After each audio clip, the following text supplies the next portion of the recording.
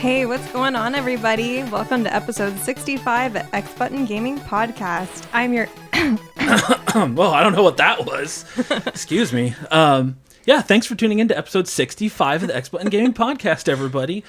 As you might have heard, obviously, that wasn't me clearing my throat, really, and changing my voice that much. I have Hannah back here. Hey, guys. On another episode, because we're going to be talking about Animal Crossing, a game that I think a lot of people who listen to the podcast really love. And this is an episode that's been a long time in the making, and we're excited for it. And to talk about that today, we have a few new guests with us as well. We have here with us Jessi, who is wife of frequent guest Jaden, who many people will recognize the voice. How are you doing, Jessi? I'm doing good. Good. Thanks for joining. And then over here we have Taya, who is a first and somebody I only got to meet really for the first time today. So it's nice to have you here. Thanks. I'm excited to be here. That's good. If you weren't, this would be weird. Yeah, agreed. I am in your house. And you came a long way too, so thank you. Yeah, no I really problem. appreciate you coming down here. This will be fun. We'll make sure it's fun for everybody. Yes. That's a demand. It's an order. You better have fun. You better. Okay, so whenever we have new guests, I always like to ask them a few questions first, kind of help you get comfortable, get into the rhythm of recording, and also helps the listeners get to know you better and helps me get to know you guys better as well. So to start that off, we're going to ask the same three questions I ask pretty much everybody.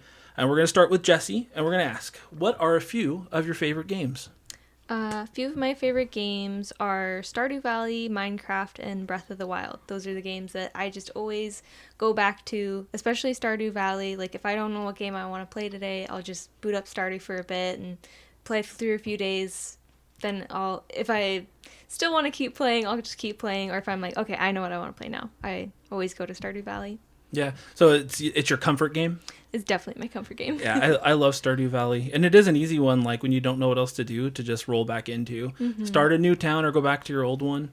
I just recently finally convinced Jasmine to play it with me. She hasn't started yet, but we got her a headset because she's going to play with me and another one of my friends. We're going to start a farm, and we'll see if it sticks. Oh my gosh, tell me when you start, because I'm about to download it on my PC. Oh, really? Yeah. Okay, I'll let you know. Well, when she gets back, that's the plan, because I already got her a headset. Do it. So I'm excited, because I love Stardew Valley, and it feels like she should like it, but I don't know. Sometimes she looks at it and says it's too slow, but I don't know. I'm like, you just got to get into it. You got to let the vibe take you. Once you're like a year in, you're like so stressed out that you can't get all of your animals fed and all your crops watered in one day. And I'm just like, that's the point I always give up at like a year in. I'm just like, oh gosh, I'm so stressed out. Where you have to get married and have your spouse do everything for you. Exactly. Yeah. So yeah, Stardew Valley is great, and Breath of the Wild obviously is a great one too. What was the other one you mentioned? Minecraft. Minecraft, I've never really gotten into too much because I am terrible at being creative.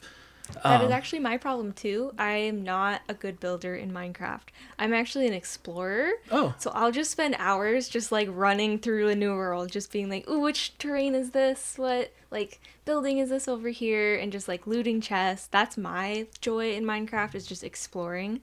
And also playing on servers with friends. I like to play on the Hive on Bedrock, and I'll call up my friend and we'll just play all the games on there. Yeah.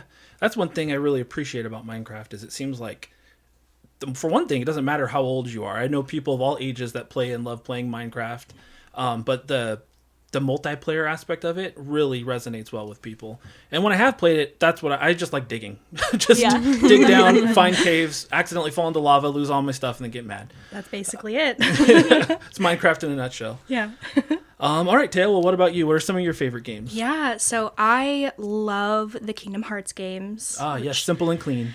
Oh, so good. It just touches my heart so much. And also the Mass Effect series of games is just one of my absolute favorites as well.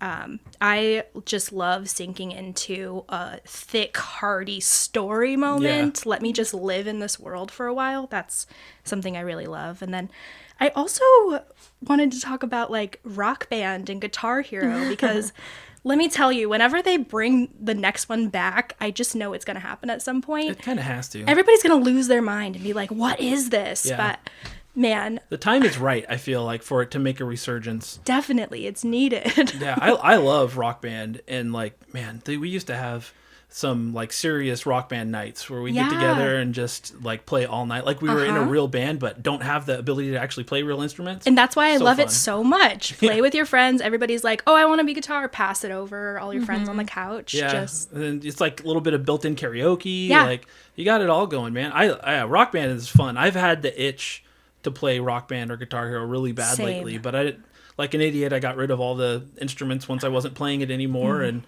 now they're all expensive. So yeah, I have a lot of mine, but didn't take care of them in the best condition. So getting them to work is sometimes a 50-50 of if, is that yellow gonna work or not? Or am I just actually really bad at this? You never know. It's the button. It's definitely the button's fault. For sure. Yeah, man, Rock Band. I mean, those drums too. Like you could yeah. have taken good care of them, and they still fall apart. Yes. And also like the foot pedal just being a little plug-in, like who knows where that is at this point. Yeah, it's hard to keep track of that stuff. But no, I'm right there with you. If they do a new Rock Band, I think people will go nuts. The nostalgia for it is really high right now. But yeah, and then Kingdom Hearts, I'm a big fan. Well, I love Kingdom Hearts 1 and 2, and then when 3 came out, I just wasn't into it, and I've never gone back and played it and finished it. But we did do a Kingdom Hearts episode about a year ago with my friend Alex, and he got me back on the hype of like, but man, that story is nuts. I know. There's so much going on. So many twists and turns, so many different layers to it. You can go through and play prequels to stories. If Kingdom Hearts 1 is your favorite, there's like 3 different spin-off games where you're playing through the events of that. Like, Yeah. No, you could it's- really it's spin a your lot. wheels a lot. Yeah, I bought the all-in-one package so that I Oh, can yeah. finally play it all again, but I just got to get to it. Yeah, that's what I've been working through is because I didn't grow up playing it. I was kind of just new to it for Disney. And so I've been working through playing like all of the different filler games, or at the very least like watching through the cutscenes of them to just really like absorb into all of it. Yeah, there's a lot to absorb. Yes. So, and Kingdom Hearts 1 has the best opening song of any game It's of so all good. time. It's fantastic. It's so good. It's so good. I have a friend that whenever we get together, which isn't often anymore, but whenever we get together, that is the song that goes on first. Yes. We have to listen to it at least once. I love it. I even liked the music game that they made of it, where you're essentially playing Rock Band with a controller to the It's music fun. of it. It was good. Yeah, I bought that I got it for like $10. I love music rhythm stuff, and Yeah. the music in Kingdom Hearts is really good. Yes. So it's an easy play. Yes. And then Mass Effect, I still have never played, but I know Hannah loves it. I'm gonna talk about it later. Are you? Yeah. Rad. Yeah. I remember, so my brother got me into it and I just got so hooked. And I remember one time we were hanging out, it was a baby shower. Yes. That was our And first connection. Yes, you mentioned you were playing it and I was like, I cannot spoil anything, Like but in- you need to tell me exactly where you're at. Like in retrospect, I'm like, was that the best baby shower conversation topic filler? Like this person I don't know, I'm like, oh, I play video games. I'm playing Mass Effect. No way, it's my favorite game ever. But no, it worked out. Yeah, what can you say? I love sci-fi, so Yes. it's like it makes sense that I would like it. I played some of the first one, but I never finished it. I just need to go back and play them because I know I'll like it. And it was made by the team that did Knights of the Old Republic, Yes. which I love Knights of the Old Republic. So I don't know. One day. Get through it, and then by the time you get to the second one, the little bit of jankiness with some of the mechanics, kind of you'll get Balances through out. it. Yeah. Yeah, that's what I've heard. I've always heard the second one's the best. So our people's favorite overall. I literally in my notes I put maybe 2 ? Kingdom Hearts maybe 2 ? And Kingdom Hearts 2. So I was a Final Fantasy fan. I mean, I grew up on Disney, but Yeah. I was a Final Fantasy fan, but my parents weren't like super into letting me play Final Fantasy. So Kingdom Hearts was like, oh, but it's Disney characters. So like that, I was like, that's how I got them to get it for me. But that scene in Kingdom Hearts 2 where Cloud and Squall are fighting back to back, the nerd inside of me was like dead. I was like, I'm so excited. Me not knowing who anybody is and just like, wow, look at those tough boys fighting it out. Anyways, let's go back to Ariel. Where's Ariel at? Yeah. So liking story and stuff. Have you ever played a Final Fantasy? So I am starting one of them. Forgive me, I don't remember which number it is, but it is, there's like a play in the beginning. 9. Okay, Is and the it- girl is Zidane changes her name to Dagger. Dagger, yeah, it's Yes. 9. I am maybe 8 hours into that. Yeah, 9 is good. I like 9. Yeah, you'll like Final Fantasy. Vivi was in it. Yeah, and I was like, oh, Vivi's hey, one of he's the in best. Kingdom Hearts. Yeah, Vivi's great.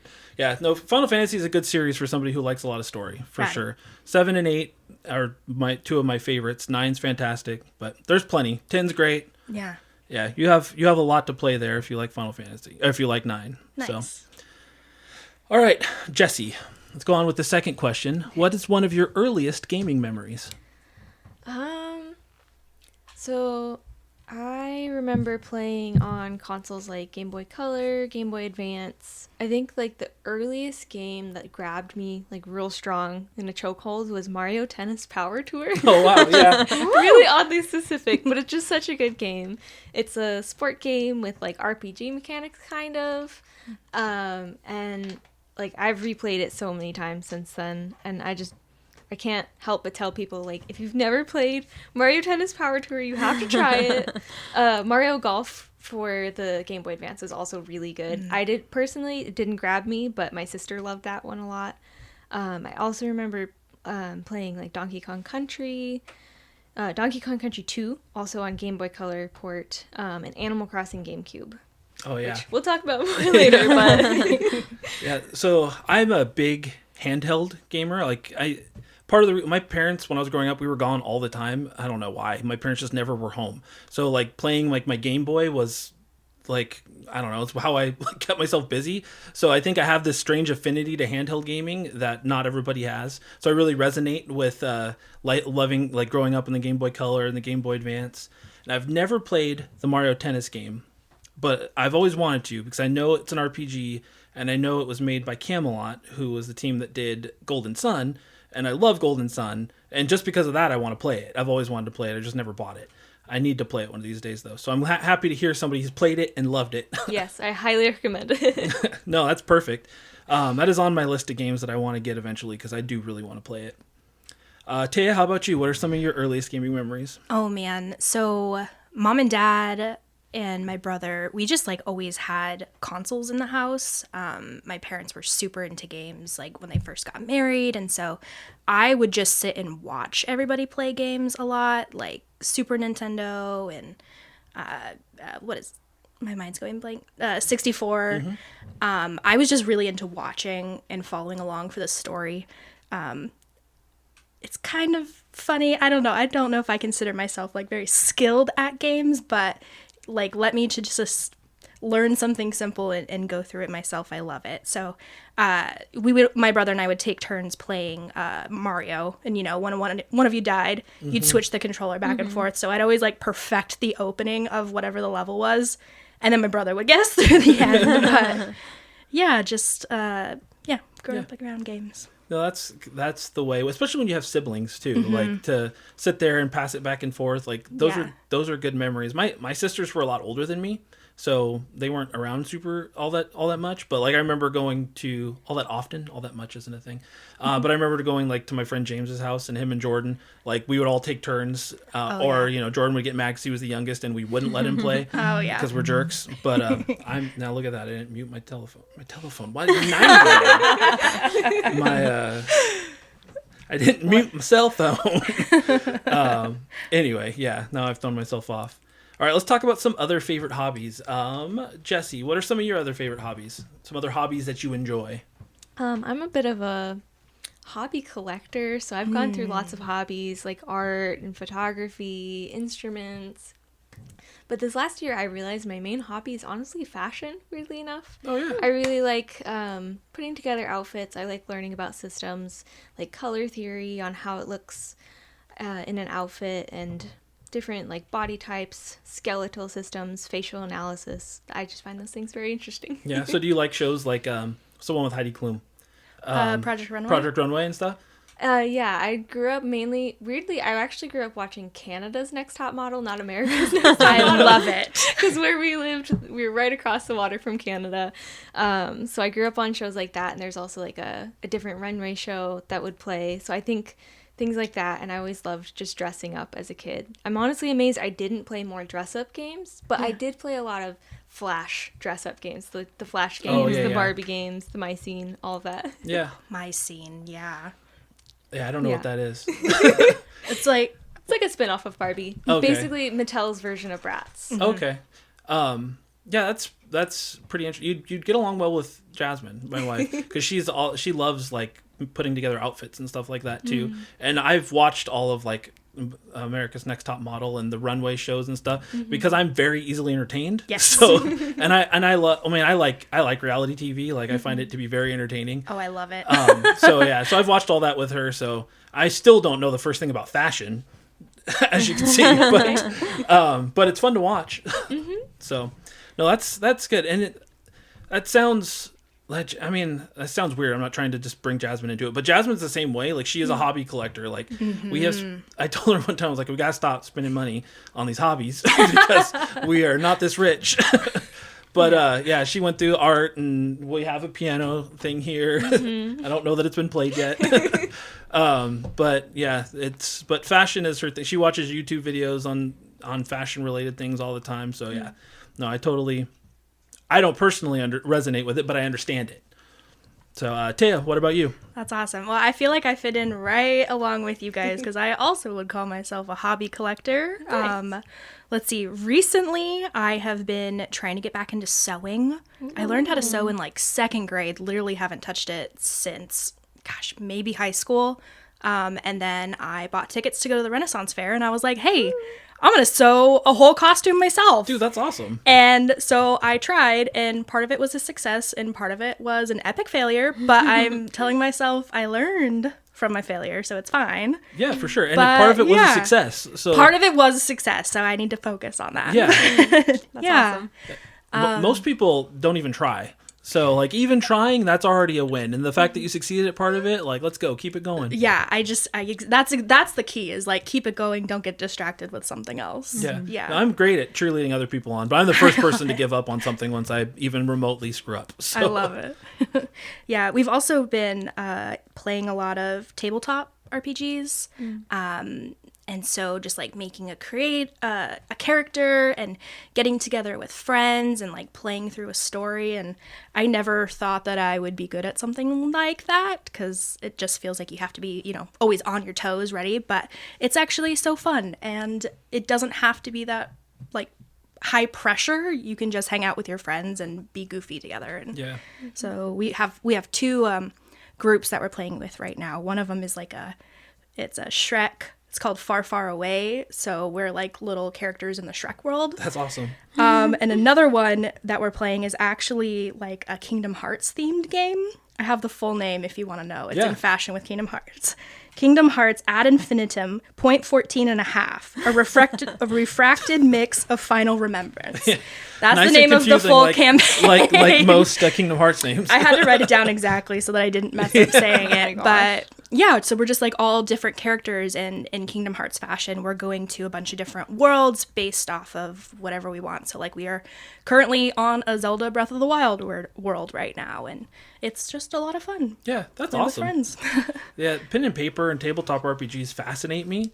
And just before COVID, we had a small group of us that were getting together. We got together like 3 or 4 times, and we had it kind of going. We got into the rhythm, and then the pandemic happened, and everything shut down, and we did it once over Zoom, and then never did it again. Over So, Zoom's hard too. Yeah, it wasn't the same, but it was fun. Like I've always wanted to do it, and it's just hard to get a group together that then gets together regularly. Yeah, that's the key.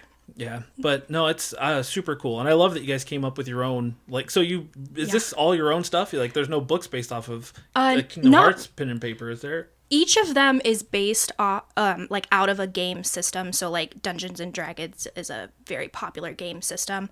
One of them we're using is Pathfinder, I believe, 2nd edition. So like there are established rules and you can make your own world, but still apply those rules to it. The Kingdom Hearts one is actually an open Legends game system. So it really lets you get crazy with the character customization because you can have whatever powers you want if you have the points to buy them.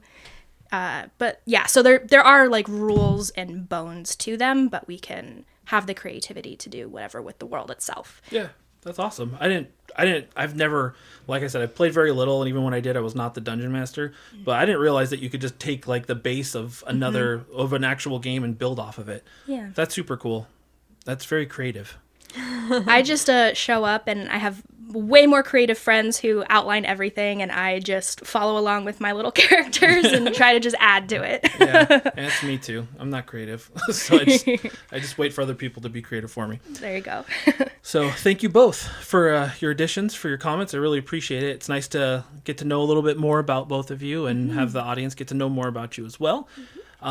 So now we'll get back into the main topics. And before we talk about Animal Crossing, which I know is what you guys are most excited for, Yes. we're first going to talk a little bit about what we've been playing. Ooh. So I'll go ahead and start because I've been super busy this last couple of months and haven't had a lot of time. And the time I have had, I've been basically playing my Vita. 'Cause I have a PS Vita and I love that little handheld console. But the last game that I finally decided to play was one that I've had for a very long time and I've never played it. But it was called Tearaway. And it's not just a game for boys. I'm listening. When I finish a game, I'll put in my story, like I logged the games that I beat in the year. Yeah. And when I finished it, I put it's a great game on the Vita, but maybe I typoed it or something, but it auto-corrected to a great It's game. not just a game for boys. Yeah. I was like, what does that I'm like, what is this game? I literally texted him, like, what does this mean? And he's like, it's a typo. I'm like, and you Yeah. didn't fix it? And he's like, no. You weren't the only person. Somebody else said something too, and I was like, yeah, I'm not fixing it. Oh my gosh. So, yeah, but it's a Vita game, and what it is, it's made by Media Molecule, whatever, the company that made Little Big Planet, which a lot of people are familiar with that. And Little Big Planet's all about like handmade levels and like everything looks like papercraft and stuff. And this game kind of took that same idea where everything is literally made from papercraft in the game. So your little character is created by like when he comes on the screen, like all the paper folds together and it makes him. And the animals and the enemies that you fight are all made from paper. Aww. The whole level design looks like, like a school project where they lay paper on top of each other to make a scene and stuff like that. Oh, I love that. And it's a very cool looking game. Like I really love that art style. I love unique art styles in games. Mm-hmm. So I really like that. But on the Vita, it really takes advantage of like the touchscreen because it has a front touchscreen, a back touchscreen, and it has cameras on the front and the back too.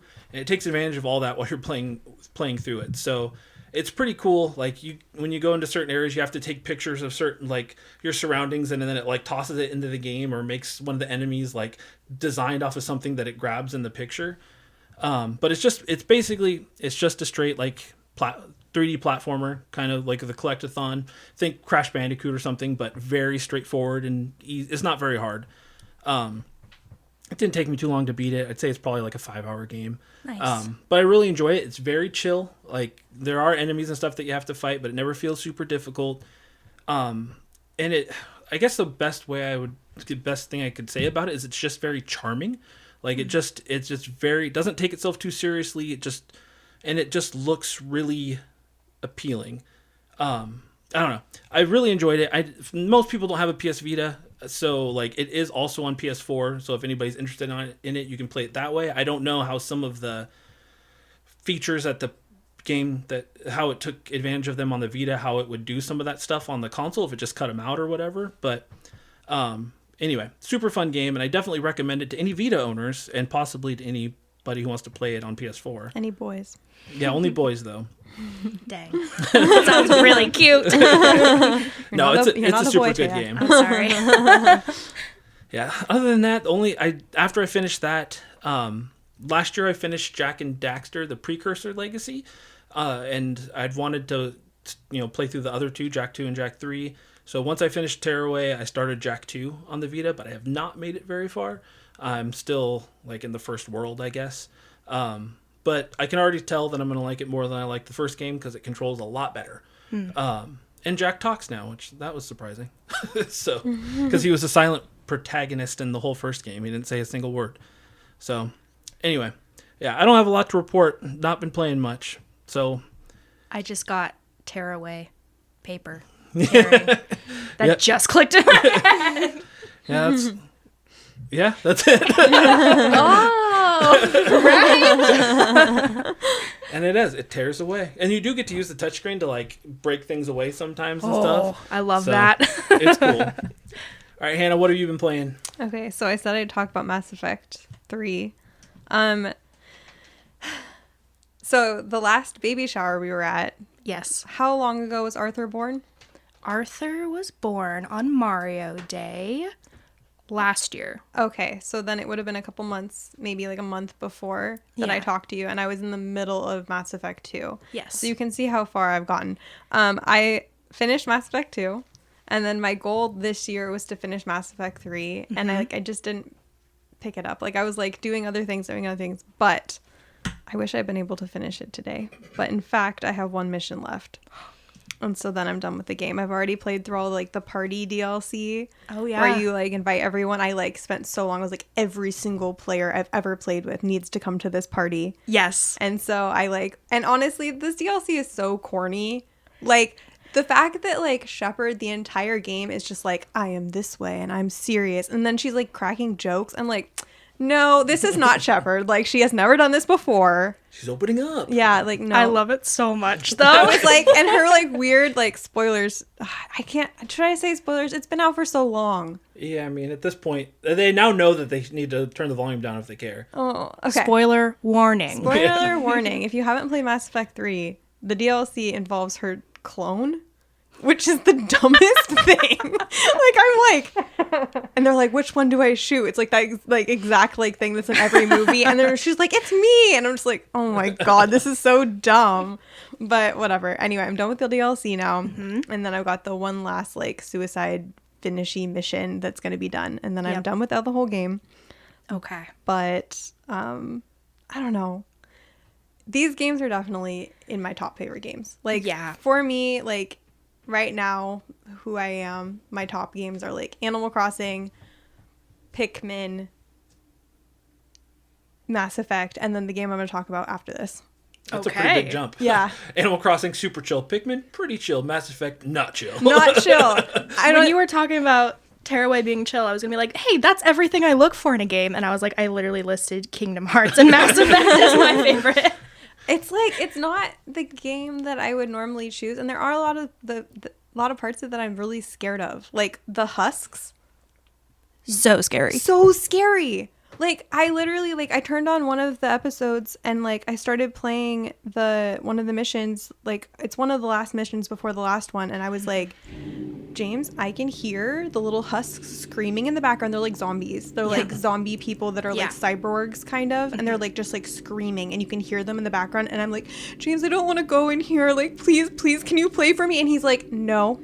And I was like, James, please, can you just like get through it? And like, you can like, and there's like, you're getting through the facility and you can hear the screams are getting louder and louder behind the doors. And I'm like, oh God, I don't want to go in here. And like, it was really bad because in the Mass Effect 2, when I was playing with the husks, I had the difficulty on normal.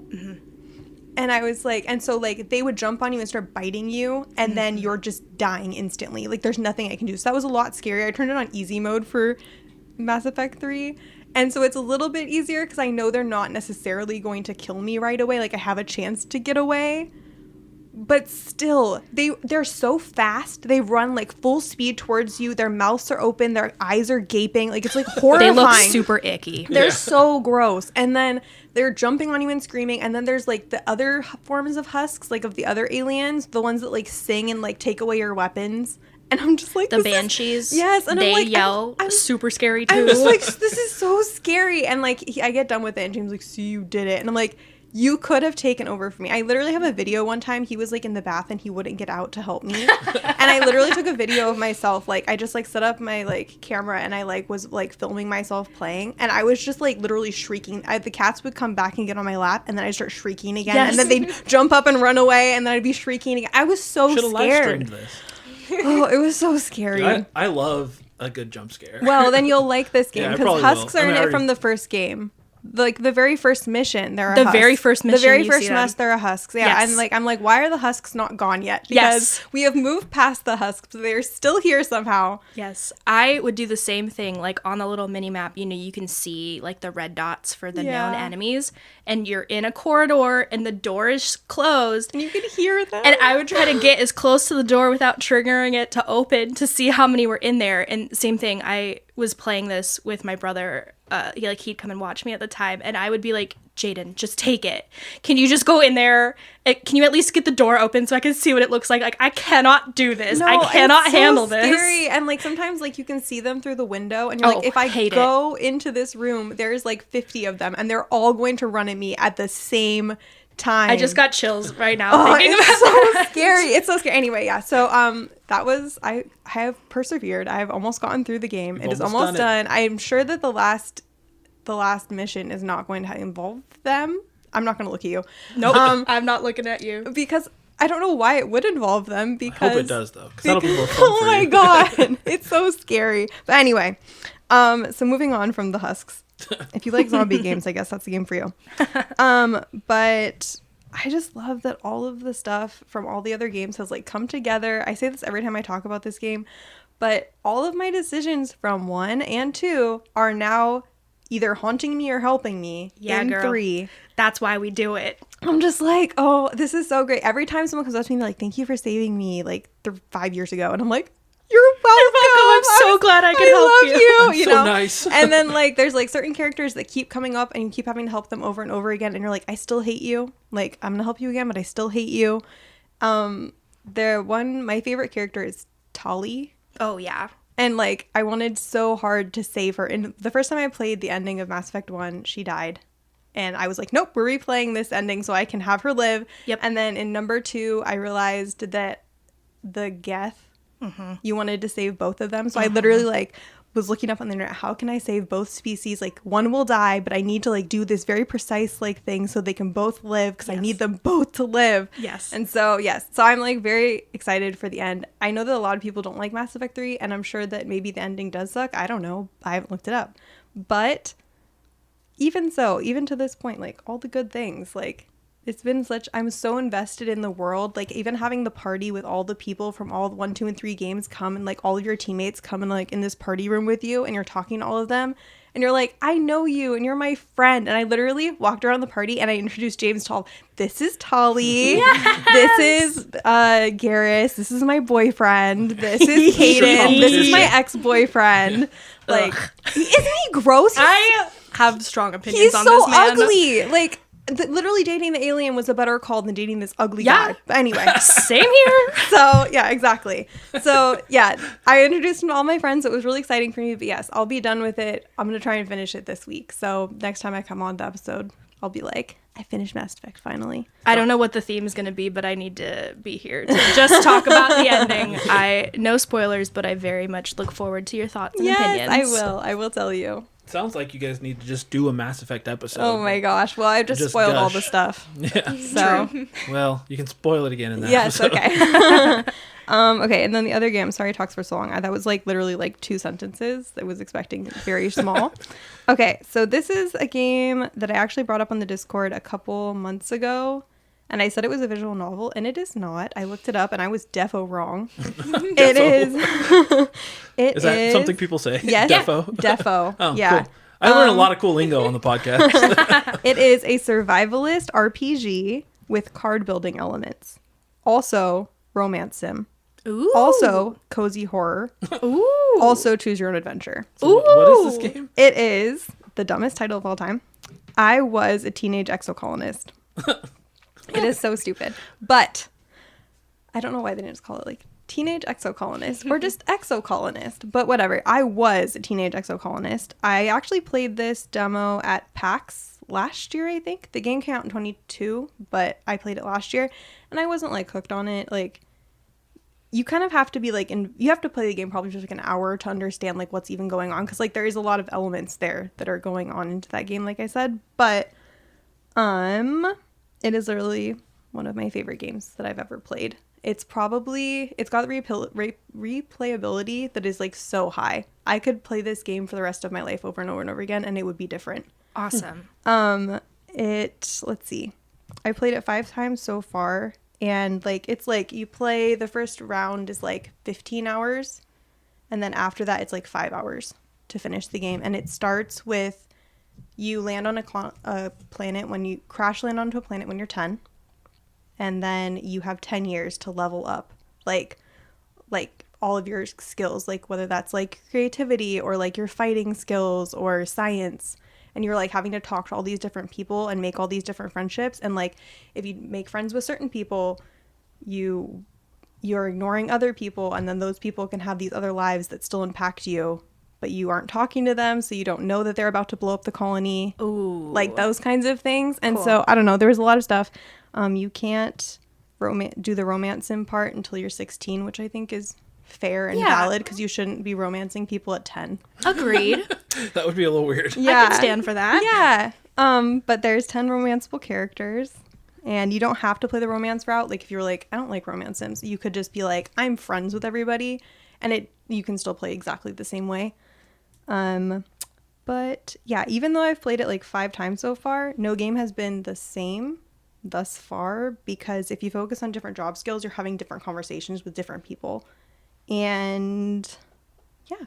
That's cool. Yeah, But that's it a lot took of me replayability. But it took me 4 tries to get an ending that I was happy with, because I didn't understand what I needed to do to trigger like a good ending. But now that I have, I want to trigger like the best ending and like make friends with every single person, which is going to be really hard. But yes, there's 29 different endings. Oh, so you have a ways to go. Yeah. Yeah, So it's super great. I tried to look up like some photos real quick to give me an idea of what this game, like what it looks like, and these photos are not helpful at all. Yeah. So I probably need to watch a video, but it sounds really interesting. It is really interesting. I think it's really good, and it's like, I mean, I guess that maybe there should be like a trigger warning a little bit. Like, I think that if you have gone through like a lot of death and trauma, I think you would like the game still, but like there's a lot of traumatic stuff that happens the first time you play the game, and there's no way to fix it.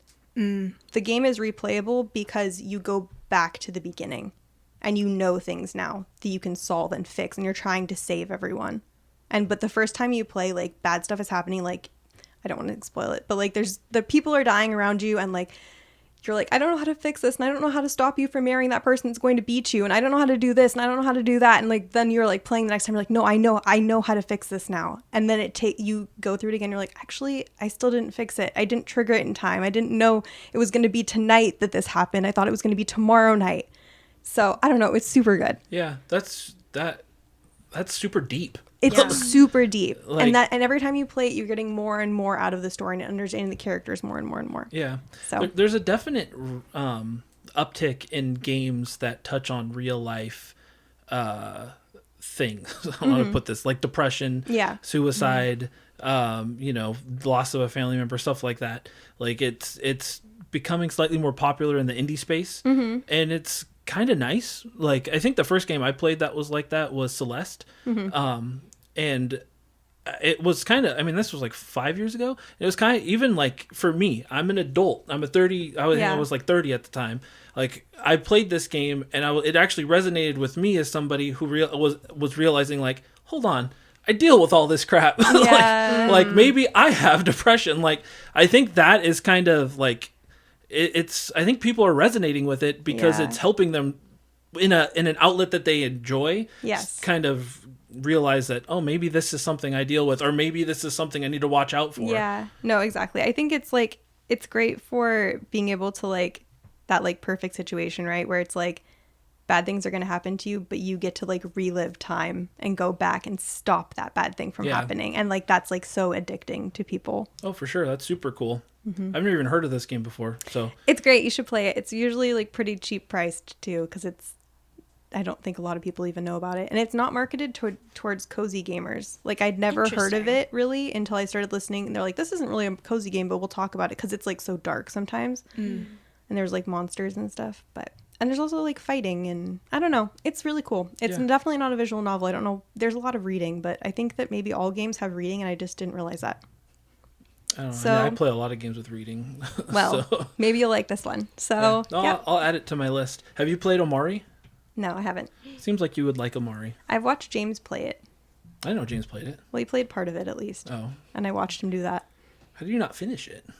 I mean, I don't finish Omori. I don't know, but I've at least seen some of, like, I like understand like some of like fighting and how it works. Yeah, it's a really good game. Yeah. So, and it's another one that touches on those real life issues. So definitely worth playing. Sorry I talked for so long. No, you should be. Move on. You can't talk again today. Okay. That was it though? That was it. Okay. Jessi, what have you been playing? Okay, so I finally got around to playing Link's Awakening, the 3D remaster. Oh, yeah. I unfortunately did not finish it because I think I kind of had to come to the realization I don't think 2D Zelda and dungeons are really for me. Breath of the Wild's formula works a lot better for how I like to play games. So for now, I'm not gonna keep playing it, but maybe I'll pick it back up one day. And I'm excited for I should have written down the title, but the Zelda one that looks very similar. Yeah, I was going to say, Echoes of Wisdom. the one with Zelda? Yeah. No. So I think Echoes of Wisdom will be a lot more my speed, because it seems like it'll be that like nice middle ground of like kind of the more 2D games, the more 3D games. So Yeah, that's too bad. But I understand. Like, Breath of the Wild is very captivating in its open world and how much you can do. It's very much so like, maybe not like it, but I say sometimes we kind of live in a Minecraft society now where like that is a game that built a lot of children's gaming futures. So like that ability to be able to do whatever you can whenever you want, it's really appealing to a lot of people. And Breath of the Wild really hit that note while also being beautiful and having a great story. But I love Link's Awakening. Like it's one of my favorite Zelda games. It's so cute. Yeah, I love that art style, but like that was my first Zelda game ever, back on the Game Boy. And I have like a strong fondness for it. It was the first one I beat, and I like the charming like Twin Peaks style like storytelling. Like it's just very odd. yeah. But I understand very much so that it's not for everybody. Breath of the Wild is kind of the new formula now. Fun fact, my favorite shirt is a Link's Awakening shirt. Oh, nice. Yeah, that's cool. I would love a Link's Awakening shirt. What's on it? It's just him, and he's like in his little plasticky kind of looking pose with like the Master Sword in the air, and it has the logo above it. It's also super soft and super big, so it's just extra roomy, but he's so cute on it. It's all like, when t-shirts get the logo all kind of tattered because it's just been worn and washed so much. Perfectly worn. Yes, exactly. Do you have the amiibo, the little Link's Awakening amiibo? 'Cause I he's do like the not, perfect amiibo. but I've been looking for him because he's so cute. They're re-releasing it with Echoes of Wisdom, so there you go. Awesome. Keep Hopefully an eye out for it. maybe they'll make a set and I can have both of them. Apparently they're not doing a Zelda one. They're just re-releasing the Wind Waker Zelda as as the amiibo to go along with it. I thought that was kind of lame. That's sad. Yeah, because it would have been cool to have an actual Link's Awakening style Zelda and Link. They need to be together. Yeah. And Jessi, you said you are looking forward to trying that one though? Yes, I am excited for it. I have hope. Yeah, I have hope for you. Yeah. I hope that it clicks. Yeah, I hope so too. The next game so this is actually like a pick backup. I finally finished Kirby Forgotten Land. Oh yeah, did you like it? I did. I think I gave up probably like halfway through the last world, and then I finally beat the final boss, and then like I don't know if I need to say a spoiler warning for this because this has been a long time Yeah, you're out. fine. So the after game, the post game, I'm currently working through that. I did have to switch from normal mode to Spring Breeze mode. It happens. The last boss was wild, at least for me. I'm not great. I've never been good at like Mario games. Like Kirby and Yoshi's a lot more my speed for like platformers and that sort of thing. No, I played through that game and I really liked it. But yeah, you're right. The last boss is a huge difficulty spike, especially for a Kirby game, because you don't play Kirby for difficult platforming. No. Like, Yeah. You know that. And so yeah, I was very surprised at how difficult it went. Because it was like basically 3 boss fights in one. So that was crazy. But yeah, that's like my least favorite type of boss fight. Like it's very much so like Super Nintendo era, and it's one thing I'm glad they moved away from, because I hate it. I hate having to beat the boss and then beat it again. Yeah. And then hope you have enough health to beat it again. Yep. So yeah, it drives me nuts. Not a fan. Yeah. And I think I want to say Forgotten Land was one of the main games that helped me realize like one of my main game problems is that I'm not a fan of boss fights. Like half the time I'll just hand it over and be like, Jane, will you do it for me? And there's just something about the repetitiveness, especially games where it's like there's the 3 phases and like it goes through the different different stages, you know what to expect, which half is comforting and it's half just frustrating when you have to do it over and over and over. So Yeah. Don't play Elden Ring or any of No. those types of games. Yeah. Because all it is just one don't giant think I boss will. fight. There's a crab version of, I've seen that. and Yeah. it looks so cute. It And I does. keep telling Elijah, I'm gonna do it because you say that I can't. Well, if people say you can't, you have to. Yeah, do it. I you know. have to prove them wrong. that's true. Yeah, that game looks fun, Yeah. but I know it's got that Soulsborne like difficulty. You can do it. Maybe. We believe. Then the next time you come on, you can talk about how you beat it. Okay, new goal. Okay, and then my other two go-to games that aren't Stardew Valley or Animal Crossing, I really enjoy playing Goat Simulator. I love just like Can you explain what that game is even? it's just chaos. Okay. It's just if you want to like wreak havoc but not like actually go out and break the law, like Oh. it's so much fun. So we recently picked up Goat Simulator 3 for the Xbox, and like I just love to just pick it up if I'm having like a bad day, or even if I'm not having a bad day. If I'm having a good day, like it's just so much fun. Because again, like it's like playing Minecraft or Breath of the Wild, where I can just go wherever I want. I can do whatever I want. I don't even have to finish any of the goals or any of that. So Yeah. I find that very fun. That game is pure chaos. Yeah. I've never played it, but I've watched Jasmine's much younger brother play it when he was a kid. And I remember looking at it and being like, what am I watching? It is, there's no rhyme or reason to the game. You just do whatever you want. Yeah. And I think that's what I love about Yeah, it. it is the chaos. Yeah. No, I can see the appeal to that, especially when you really somebody made you mad in traffic and you just Yeah. need to like clear your head Hit all the cars. Yeah. Hijack the car and drive it off a cliff. It's great. as a goat. As a goat. Yeah. And then my other one is Sims 4. I never grew up playing Sims games, but I've always been a huge fan of like character customization and just like games where you're just controlling people. So I've been playing Sims 4 and I've been enjoying it so far. Yeah, I played the first Sims. Yeah. That's all I've ever played, but it was fun. I remember my friend had it, and I went to his house and we were playing, and his brother had a character and everything made, and we were just sick kids, I guess, because then we were like, all right, let's get Mark's character over here, and we're gonna take the ladder out of the pool. Yeah. That's what you have to do if you're Yeah. playing Sims. It's a Yeah. rule. Yeah, it was pretty messed up. So he killed his character and then married his wife. And we were kids, so I don't know where this all came from in our heads, but they're fun. Like I don't even like I can't imagine how much more there is to do in them now. I never even played Sims 2, let alone 3 or 4. Yeah, honestly, my sister plays Sims a lot more than I do, which is what made me pick it up. And I've seen her worlds. She has a crazy large amount. She's got so many houses, so many families. It's wild to me, like, what you can do. That's awesome. But awesome. I mainly just like creating, like, my friends and family in real life and then make them a little house, and then I move on and make the next family. Oh my gosh, Oh, so I cute.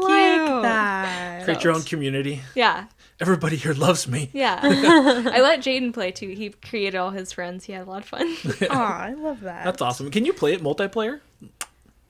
That's a good question. I don't think so. Because that would be cool, But like being able to Yeah. work on each other's in each other's combined world or something. Yeah, that would be cool. I'd prank you all and just remove the ladder from your pools. Yeah. And she stole my wife. Oh, no. Oh man. I remember in the early Sims, like it wasn't even like you were trying to die. Like you No. just die. Yeah. Like you're like, oh, I'm just cooking today, and now I'm Yeah. on fire, and now I'm dead. They were Yeah. pretty stupid. They would do some to cut themselves constantly while they're trying to Yeah. cook. Oh. Me and my sisters always played My Sims. Have you played those ones, or like the chibi version? Super cute. They're yeah, super I cute. had one of them for the Wii. Yes. Yeah. There was like My Sims and My Sims Kingdom. My Yes, sister, like we Kingdom. loved that. Yes. It's like kind of what Animal Crossing is now. Mm-hmm. So It would have like little quests, right? Yeah, little like you'd have to quests. solve the mysteries. you have to and build stuff. someone's house for them and like Yeah. unlock different areas. There's a Can't map. take the ladder out of the pool. You can't take the ladder out of the That I pool. think sounds you. lame. I think you could put people's chairs upside down or something. Though. You can still cause chaos. Yeah. But yeah. It's much kinder chaos. Yeah. All right, Taya, what have you been playing? Okie doke. Well, kind of like Jessi mentioned earlier, I have been playing a lot of Stardew Valley lately. Kind of recent to me, I played it forever ago and did the same kind of thing where I did not get past like spring year 1. So I picked it back up maybe a year ago, and I have just been consistently with my one farm going through. I think I'm on like year 5, maybe. And I don't think I play it very efficiently. I'm just into like get my cute animals, make my cute outfits, make my house cute, make my farm cute. And yeah, I don't think I'm being very efficient on it, but it's just all fun. Cute, that's the point. And it's what I put on when I just, as we'll get into later, need something like just peaceful and something to do. So Who is your husband? why'd you have to ask? I'm not embarrassed of him, but I did marry Shane. He loves the chickens. Yeah. And the alcohol. But he says that he doesn't drink it anymore, but then in his room in your house, there's Coke cans? That doesn't look like Joja Cola. Thank you. But yeah, and also like Jessi mentioned, I've been playing a good amount of Minecraft recently. We have a server with a few of our friends, and I kind of like you were saying, you're into adventuring. I kind of think I'm just kind of like a chaos gremlin. Sometimes I will build things, and I'm not a builder. I don't know how to do redstone, but sometimes I like just making little trapdoor type things open. My most recent project has been some of our friends are building underground tunnels between all the bases. And they decided it's faster if there are like horses, and we got a camel in the tunnels to go between the bases. And I was like, well, I don't want the horses that live in there to be sad. So I have been making stables along the route underground with like colored wool so that it looks like a pasture. And I put like a sunshine so that they can like have some fresh air and not be in the caves. I've made 2 so far, and that's been like my little passion project. I refuse to let them be sad. That's Yes, adorable. you will I be respect happy, it. and you will love living here. Yeah, so I've been playing a good amount of that. And then my other game, it's my most recent finished, like all the way through game, is I played Princess Peach Showtime. Oh, yeah? And I know it got just like a lot of flack and a lot of people being disappointed in the simple gameplay and, you know, saying that it was too easy. But honestly, for me, it was cute. Yeah, the storyline was maybe a little bit repetitive, but it was fun. And, you know, you get all these different ribbons to have your different outfits change. So you're doing different types of gameplay in all these levels. And I had a great time with it. It was one of those games where I was like, okay, I am going to sit here and find all of the little hidden things. And I'm going to unlock every single dress and every single color of ribbon. And there's these little like challenges. They're called rehearsals. And so it'll be like, you have to defeat in the sword fighter outfit 200 enemies and don't get touched once by like anything aggressive in the story or by a bad guy. And so it's literally like you just playing over and over and over and just like muscle memory almost of learning the level of when you have to jump and when you have to crouch and when you pause. But it was a lot of fun, and I had a great time playing it. That sounds fun. Yeah. Yeah. I'm glad to hear. I haven't actually talked to anybody who's played it, but I have it on my list of games to get because I love just a good platformer. Yeah. And that's like, it looks like that's it. Like I don't need all the bells and whistles sometimes. Yeah. Like I just like platforming. Yep. There's really cute little guys. They're called Theeds. And like in all the different levels, they have like, you know, little perils going on and you can help save them. And they're so cute. And like you're saying, it's like you can platform, but it's in different styles. So if you're in the ninja style, you can run up on your buildings. But if you're in the superhero style, you can fly through things. It's like super fun. That's awesome. That's Yeah. super cool. I'm glad to hear that you liked it. I did. That's one I kind of wanted. I'm hoping it goes on sale this Black Friday because I want to Yeah. get it and play it. Yeah, that is the one thing. I had a couple friends asking me if it was worth that price tag, and I do wish it was a little bit cheaper for the game that you're getting, but I'd buy it again and do it again. Yeah. I always, when it comes to game, I mean, this is just me because I know some people don't agree, but when it comes to the price of the game, it's all about the enjoyment I get out of it. If it was only 3 hours, but I really enjoyed it, I'm usually going to be a lot easier on it than if it was 20 hours, but I had to grind through it and didn't really have that much fun. Yeah.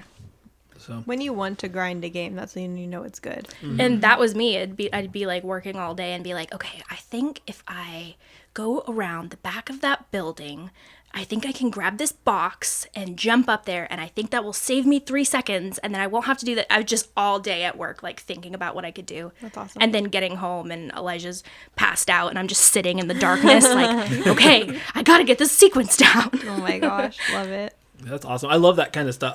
Actually something else I have been playing was the Nintendo World Championship game that just came out, and that game is kind of all about that, like trying to get better and faster at those like very specific things.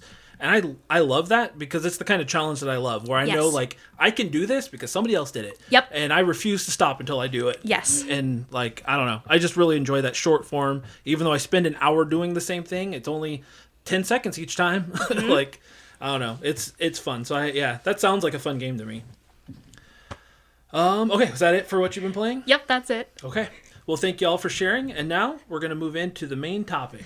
So we're going to talk about some Animal Crossing. I really wanted to get the sound bit to put in here of the Animal Crossing theme playing, but I decided not to because I figured if anybody's going to actually take an episode down for copywriting, it would be Nintendo. For sure. Yeah, I feel that. And I'm like, they probably won't ever hear it, but I don't want to have to lose the episode because of that. Just in case. Yeah. But yeah, so Animal Crossing is one of those series now. It's been around for in America now for 22 years, but it was on the 64 in Japan, so it's been out for a while. And I feel like it's always been loved, but in the last few years it's had a huge uptick in the amount of people that truly like have become Animal Crossing fans. Well deserved. Yeah, no, it is. And this episode was kind of a long time coming. Like I think one of my earliest like fond memories with Hanna is of playing Animal Crossing. So like we didn't know each other too long before that even, I don't think, but maybe we did. I don't know. The New Leaf, right? Yeah. Yeah. I got a 3DS when this game came out. James gave me a 3DS for this game.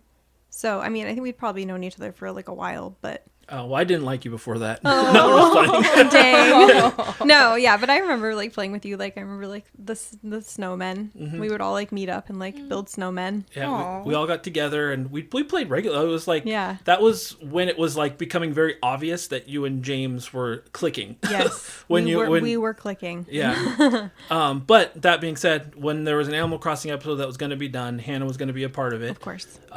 So then I kind of put it on her at that point. Then I was like, okay, now you can just do everything. Which I'm your host. Probably wasn't fair, but but we're all prepared. So she then was like, okay, I want to get a couple other people involved.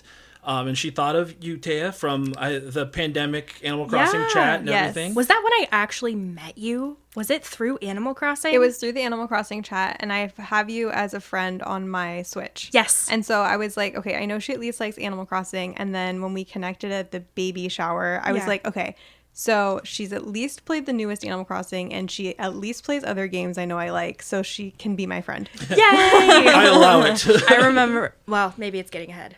No, go on. I remember during like the pandemic, we were, going to each other's islands and selling turnips, I think. Yes. And I remember showing up on your island and we were wearing the exact same outfit with the same hair, but just in different colors. Oh my god! Like yours was green and mine was blue, and I had like it. pink hair. I think you had white hair maybe, and I was just like, oh, maybe I have a friend. Yes. No, exactly. She's perfect. Yes. No, so I'm glad you could come. And then Jessi, I think we'd mentioned on the Discord that we're going to do an Animal Crossing episode. And I was glad that Jaden was like, Jessi would love to be on that. I was like, dope, let's bring her in. Yay, That's perfect. yeah. We need a fourth. And me and Jessi actually met at a shower too for the first time. So I only meet my friends at showers. So Woo! And then bond over video games. yes, exactly. It's the best place to meet like-minded people. Yeah, that's where you look for the other person that's feeling a little awkward and Yes, just talk about video exactly. games. I'm like, There you you seem go. like a gamer to me. Yeah. You're giving off gamer vibes. Yes, to me. exactly. I've tried to do that before, but then usually they're like, let's talk about sports. And I'm like, I'm out. You lost me. You lost me at sports. Wah, wah, wah. Being a boy sounds hard. I mean, it's not. But yeah, so we're going to talk about Animal Crossing. We're going to start off with a little bit of a history lesson. Then we're going to talk about some of our favorite things from the different games. So Hannah, why don't you start us off with a little Animal Crossing history? Okay, so I got all this information from like 2 videos. So there could be a lot more, but I didn't try super hard. So the creator of Animal Crossing is Katsuya Iguchi. And that will come up again later, so I want to just say that now, it's important. But he moved to Kyoto from Chiba to work at Nintendo, and he missed his family, so he wanted to create a game where he could have a little family community. Oh, isn't that so cute? I love that. Yeah, and like, yeah, he's just like, you have to have friends, you have to have community, you have to have family, and that's what Animal Crossing is. So, oh my gosh, so cute. But actually, from like looking this up, I guess it was supposed to be released. Okay, I had never heard of this before. I'm not a super early console gamer, but maybe you've heard of this. The 64DD? Disk drive, yeah. Okay, so, and it never was a real thing that got made, or was it? In Japan. It did release in Japan, but the disk drive never came to America. Okay, so I guess it was supposed to be released on 64DD, and it never was. And it was supposed to have monsters and bosses and dungeons. Ooh. But they decided not to do that, and when they moved it to the 64, they decided to change it, and I think that's maybe for the best. Yeah. Sounds like it. But this was the last game that was developed for the 64, and it was called Animal Forest, wasn't it, in Japan? Yes, Or is it still Animal Forest in Japan? Yeah, it's still Animal Forest. Dobutsu no Mori is Animal Forest. But yeah, and so when GameCube got it in America, they had to do it so much work to make it applicable for Americans, because so much of the game is like Japanified. Like all of the like holidays and all of the little interactions you're having with people were totally for Japan audience only. And so since there was so much work that was made to localize it for America, they actually took that game back to Japan again and then retranslated it to Japanese and then released Dobutsu no Mori Plus. So that's why there's two Animal Crossing on 64. Oh. I had no idea. Yeah. So look, I learned something. Yeah, maybe not on 64. Maybe it was on GameCube. But anyway, there's 2 that have the same title in Japan, and that's why. Dude, that's super cool. Yeah, that's all of the history I have. So nice. That leads us to the GameCube release. So I didn't write down when it came out. Did somebody write down when it came out in America? It was released in Japan in 2001 and 2002 for GameCube in America. All right. Sounds about right. I remember this being, I didn't have a GameCube yet at this point, but I remember this being the game where I was like, I need a GameCube. Mm-hmm. I don't know what it was, but the idea of the actual real-time events and everything, I just was like, this is the coolest thing ever. Mm-hmm. I need a GameCube and I need that game. And that's when I got a GameCube, this was the first game I got. Mm-hmm. So I think that was the reason we got a GameCube too, was for this game. My mom was a substitute teacher, and the librarian had this game, and us nerds were friends with the librarian, and he was like, you guys need to play this. And so he actually let us borrow his game. Oh my gosh. We got a GameCube from, I don't know, somewhere. It was spray painted gold and super cool. But yeah, that's why we got a GameCube too. This was one of my actually first gaming memories. I didn't have a GameCube growing up, but my friends, it's actually Jarrett's cousin, was one of my best friends growing up, and so I would go over there every other weekend because that's when she was home, and so we would play the Animal Crossing all night, and so it's one of my earliest gaming memories too, so I really love it. Aw, cute.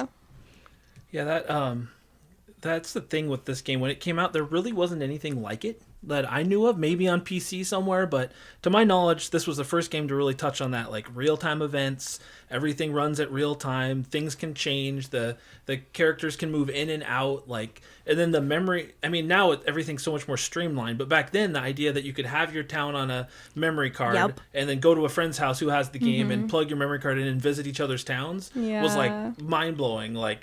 This is super cool. Yeah.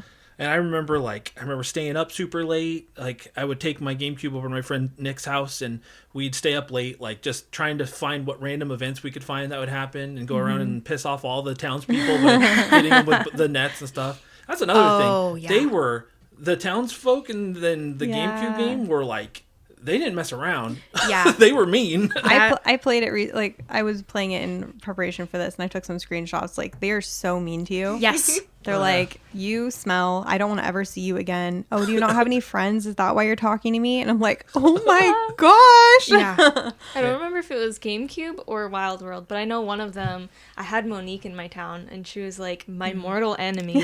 And she would always steal the clothes off my back. She'd be like, I like that shirt. It's mine now. And I'm like, how could you do that? And they would steal things from your pockets. I was so upset. Dude, Yeah. I miss it. I know. I have that as a note. I was like, I don't know if this is out of order, but I do miss them being more grumpy and more mean. I love the grumpy characters. Yeah, I know. because in New Horizons, the grumpy characters, they're just a little frazzled. That's it. They're just like, they act like older people who maybe don't want to be bothered, but then they're always nice. Yes. I'm like, this isn't fun. Yeah, agreed. I want you to be mad at me. Give me the diversity. Yeah. Yeah. Yeah. Is now a good time to talk about Mr. Rossetti? Since we're on the subject Please of do. grumpy. Oh my goodness. I remember the fear in my heart the first time like that reset button accidentally got hit and we're all like devastated, right? Yes. You boot the game back up and then just the music would play and all of a sudden this little very angry, what is he, gopher? Mole? Or- Yeah. Just yelling at you because you didn't save your game. I know. What was And that? it was like the longest amount. Like it'd be Yes. like click, click, click. Yeah. Just click, going click, through. He click, doesn't click, play click. it. I love it. Like, Yeah. he's hilarious. Yeah, I and know. then my brother was like, "Well, we need to see if he's gonna say something different again." And he'd hit the reset button, and I'm like, "No, he's gonna yell at us!" Yeah. And yeah, he's always on the ball, something different. Yes. Oh, that was the well, we did the same thing. Me and my friend, we were like, okay, we gotta see what all he says. Yeah. So we started resetting it and seeing. He gets to one where he's like, "That's it. I've lost it. I'm done." And Yes. he acts like he deletes your game. Yes. And we were both like, Yeah. like we actually thought he did. Yeah, same. We did too. I started absolutely just crying, sobbing that it all was gone. gone. Oh my gosh. Oh man. And then he comes back and is like, "Did you learn your lesson?" I didn't actually do it, but Yeah. man, I was like, that was something else. Yeah. And at that point, I was like, Rossetti's awesome. This Yeah. guy, he's got my heart. Yeah, I miss him, honestly. Yeah. I was super disappointed when I found out he wasn't in New Horizons. It offended Strike the one, New small Horizons. parents. Not small children, but small parents. I have another grumpy note. Phyllis, the night Oh my post office gosh, clerk, I love her. she's so grumpy. She is so grumpy. I was like, okay, you can't always be this mean to me though. Yeah. Like everybody else, I can get over on my side, but like, why can I not make you love me? She's got the night shift. She's not having it. I get it now. I get it. I also remember the maybe I could have made this up, but I'm pretty sure there was like a whole love triangle between like Phyllis and Pete and Pelly. Like they had like a whole love triangle thing going on. Okay, that totally sounds see familiar it. to me. Yeah. I love the Animal Crossing soap opera happening Yes. in the background. Yes. And I just I kept talking to them to try to like get more information. I'm like, ooh, spill the tea. I want to choose the information. Yes. Oh my gosh. Yeah. It sucks. I finally because I had Animal Crossing growing up, but I don't know what happened to my copy. So I bought another copy at the beginning of this year because I knew we were going to be doing this episode, and I was super excited to play it. But the internal battery in my GameCube is dead. So is it? So yeah, and that's so every time I start a day, it's like it doesn't know what it is. So so my town's covered in weeds and like it's terrible. I'm like, well, this isn't fun. I want to play real time. Oh my gosh. So that's been disappointing. I looked up how to fix it. So if I actually take the time to do it, maybe I can do yours too. Because I just have to grow the courage to actually take my GameCube apart. Yeah. Scary, but I believe in you. Thank you. Yeah. Another thing that I loved in this game was the inclusion of the NES games. Oh, I loved that. Yeah, that was... I mean, I just thought that was super cool because once again, I don't know that many games had done something like that up to this point where they have the game within a game. I'm sure there are earlier examples, but it wasn't super well known. I loved being able to have that little model NES with Donkey Kong or Excite Bike or tennis in your house. Yes. And the amount of time, I spent so much time playing tennis on that in Animal Crossing, it's ridiculous. Like, Yeah. I got really good at that game. And it was like shocking too, because I was like, surely there's a limit. You know, you can play this for 2 minutes and then it's going to kick you out or something. But it was like, no, you want to play? Yeah. Here you go. It's the whole game just there. And what sucks is I found out that you can get like the original Zelda in the game. Like it's in the game, but like you could only get it through events or something like that. Like it's not actually unlockable by any normal means. And some other ones too. But I just thought that was super cool. And honestly, that was my first like big tick, like where I was like, Animal Crossing's no longer my thing, was when Wild World came out and it didn't have the NES games. I was like, what the heck? I was so disappointed. Oh my gosh. Yeah. It's now a good time to talk about KK Slider. Yeah. You don't have to ask if it's a good, just if you want to talk about something, just talk about it. I'm gonna talk about it. Honestly though, this is kind of skipping ahead, so if you guys were gonna say this exact same thing, I'm sorry. But okay, so I started replaying it again like maybe 6 months ago, and I have like a screenshot of like the first time you meet him, and he's like, "Hi, I'm Tota KK, but I go by KK Slider on the weekends," and like it was so cute, and I was like, "Oh my gosh!" But okay, so I'm gonna scroll down because my notes are at the bottom for this. But KK Slider's journey in these games, I don't know if you've noticed, but it only occurred to me because I had to play these like fast track, right? Like I was like, okay, I'm gonna play some of GameCube, I'm gonna play some of Wild World, I'm gonna play some. I didn't actually play City Folk, but I know I checked where he was. But like, okay, so he starts in GameCube outside the train station, like in the rain, like playing for like pennies, right? And then as it goes through, like in where is it? Okay, I didn't say what games these were, but then like he's now in the coffee shop, and now he has gigs on the weekends in the coffee shop, and then he has a bigger stage in New Leaf. He's on the nightclub circuit, right? And then I don't know. We're not going to talk about what happened in New Horizons. Nothing happened there. He just went back to being a loser, playing in the But middle isn't of the he square. like, everybody talks about him like he's a big deal? No, though. he is a big deal, but like, why is he in your town? Because your town is awesome. Yeah, I don't know. But if did you guys play Happy Home Paradise? Yes. Okay. And then like, so the whole point of that game is we have to get the island ready for the biggest pop star of all time, KK Slider, and he's gonna play a concert. Did you finish it? You Yes. did? Not yet. Literally, when you finish the game and it's a concert for him and his concert is happening, I literally cried real tears. Like, I was like, he's made it. Look how far he's come so far. And like, I was literally crying, and like, it's the most beautiful ending of a game. Like, I think that like a lot of people like were like, I don't know how I feel about Happy Home Designer or Happy Home Paradise, but like the ending of that game, I was like, oh, it's the end of his journey. Like, I'm so happy for him. So, Now I need to finish it. no, it was really, really nice.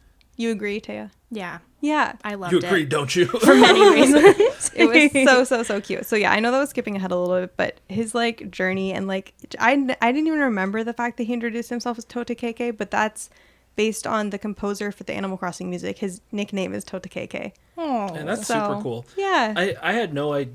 I never put together his evolution throughout the games.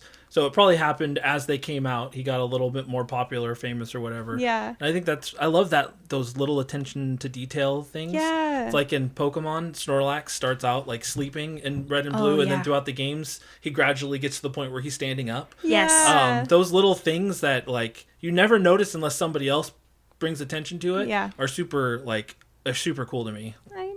I love that. I was so excited by it. Like when I realized that. And honestly, I only put it together when I started playing GameCube again, and I was like, oh, he's outside the train station. He's nobody right now. You are a loser. Yeah. But no, I was so excited for him. Oh, that's cute. The evolution of his journey. Something that I found is that you could apparently have up to 15 villagers in your town on the first Animal Crossing. Oh, Can you dang. imagine? That's a lot. That's a lot. Yeah. Of people to have personal relationship with. But how many? I didn't look this up. Do you know how many like personality types there were? Ooh, I didn't write it down. Because I know that like that becomes an issue in like the newest one, where you're like, these are all just the same people. Yeah. But like, I don't know if it was as big of a deal in the first game. Let's see, there was Jock, Cranky, Lazy, Snooty, Peppy, Normal, and that looks like it. Is that 6? Did I say? Okay. I said Lazy, right? So I think that there might be a couple more now. Yeah. in- Cranky as well. There might be a couple more in the newest Yeah. one, because you can have all of your villagers be different except for one Yes. in New Horizons. Okay. Because that there's makes not sense. quite enough There's not quite enough personality types. And that is kind of a bummer when you're talking to 2 different villagers and then they're on the same conversation path, and it's like, are you guys secretly best friends, or Exactly. because you just said the same thing as Lobo over there? Yes, exactly. But There was like so many random stuff in this game too, like the wishing well. Yeah. And I think what's the nice thing of Animal Crossing is you can play so different from other people. Like, I didn't prioritize the wishing well, but there's like a little gnome that comes out of it. Did you meet him ever? I vaguely remember it, but I don't remember it that well. Like, definitely not recently, but I remember either playing it or watching videos about it recently. Yeah, and there's I didn't even know that existed. Yeah. It's how you get the golden axe, and I forget how you get it. Like, get to that point, but if you get to the point where he's gonna give you golden axe, this little like gnome pops out and he's the voice from the wishing well, and he's like, "Hello, I'm Farley," and I'm like, "That's so cute." I had no idea about that. And I guess the Japan version doesn't have a wishing well. They have like a little shrine, and he lives in the shrine. Yeah. So That makes sense. Yeah, it makes sense for Japanese Japan. culture. Yeah. I really liked the police station with the lost items. I know. I would get so stressed out, like, okay, so you're saying this is lost. Does that mean I can have it? Yes. Or, no, it's not mine. And I'd leave so many things there, but I'd be like, man, I really want that Raglan shirt. Oh, I just immediately stole it. I was like, if it's here, I can have it. I I'd have appreciate to your hype moral myself compass, up. though. I have to hype myself up to do it. Yeah, I was definitely like, yeah, I'm taking that. That's mine. Shouldn't have lost it, guys. And I also played in this game with my mom, my dad, and my brother. So all four of us, we each had our own house. And so I was always like, well, I can't take this because, like, what if my mom needs it? Yeah. You know? Yeah, that's a very nice way to play. It's nice to have that many people in the same house that were playing it too. Like, it gives that more of the community. I played it by myself. So I didn't have anybody else. But it seemed like it was not to seem. That was the way it was meant to be played. Yeah. It is a little frustrating, though, because you're like, well, okay, I was going to pull those weeds. Yeah. But I If guess all they're the, like, gone fruit now. is gone. All the fruit is Yes. gone. Yeah. My bad story, I guess, is one time when I was like 15, there was a girl I was dating and I wasn't supposed to be, and I wrote notes in the notepad in the house, and I'd give her the memory card at meeting. Oh my god. And then she'd write back. This was, we didn't have cell phones yet. Oh my God. That which What makes a me sound system. stinking old, but yeah, I remember doing that. I wish I had that memory card still, so I go back Yeah. and look at how pathetic. Oh, I would as a kid. love. But yeah. it's long gone. I don't know where it's at. That is so But, funny. yeah, when I was writing down notes and like going through things to try to remember, I had forgotten about that. It was a memory that was gone, but once I saw the notebook there, I was like, I forgot you could do that. Yeah. And the memory unlocked.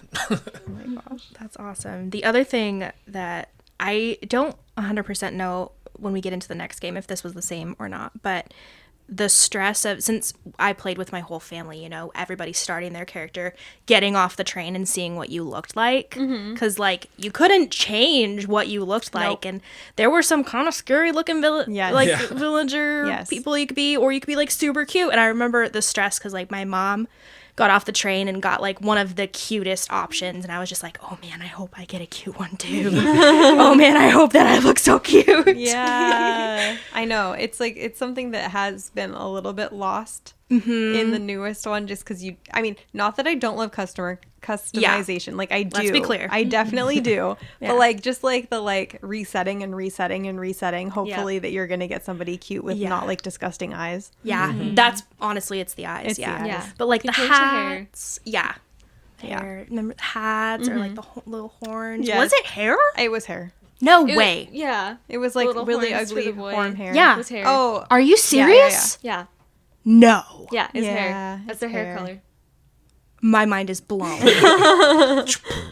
Yeah. Crazy. from playing this again, I realized something that's so annoying is that you have to send all your fossils away. Yeah. And That's the I worst part. didn't remember that, and I was like, this is the worst. And you Yeah. could only send like 4 things at a time, so you'd have to like just sit there and go through the whole like, okay, and another one, and another one, and another DJ one. And you don't get Khaled it over back for forever. So Yeah, Yes. things were a lot slower for sure. Yeah. Like, it is nice to be able to take an inventory full of fossils now Yes. and just have them all identified at the same time. yeah, yeah. But go on. Well, I was just going to say, fun fact, my character's name for this version, when I played with my family, I named my character Hanna. Wow. Foreshadowing. Wow. If only you knew. Like a million years later. Was there an H at the end or no H? There is an H. I mean, technically, there is an H at the end of my name, but we don't talk about that. She hates that extra. I hate that extra H. H's are ew. Yeah, they really are. Yeah. Think about if you had an H at the end of your name, how you would feel. People spell it that way all the time, actually. Christopher. It just makes you feel incomplete. Yes. I also don't like grid-based moving. This might be my hot take. I actually liked that. No.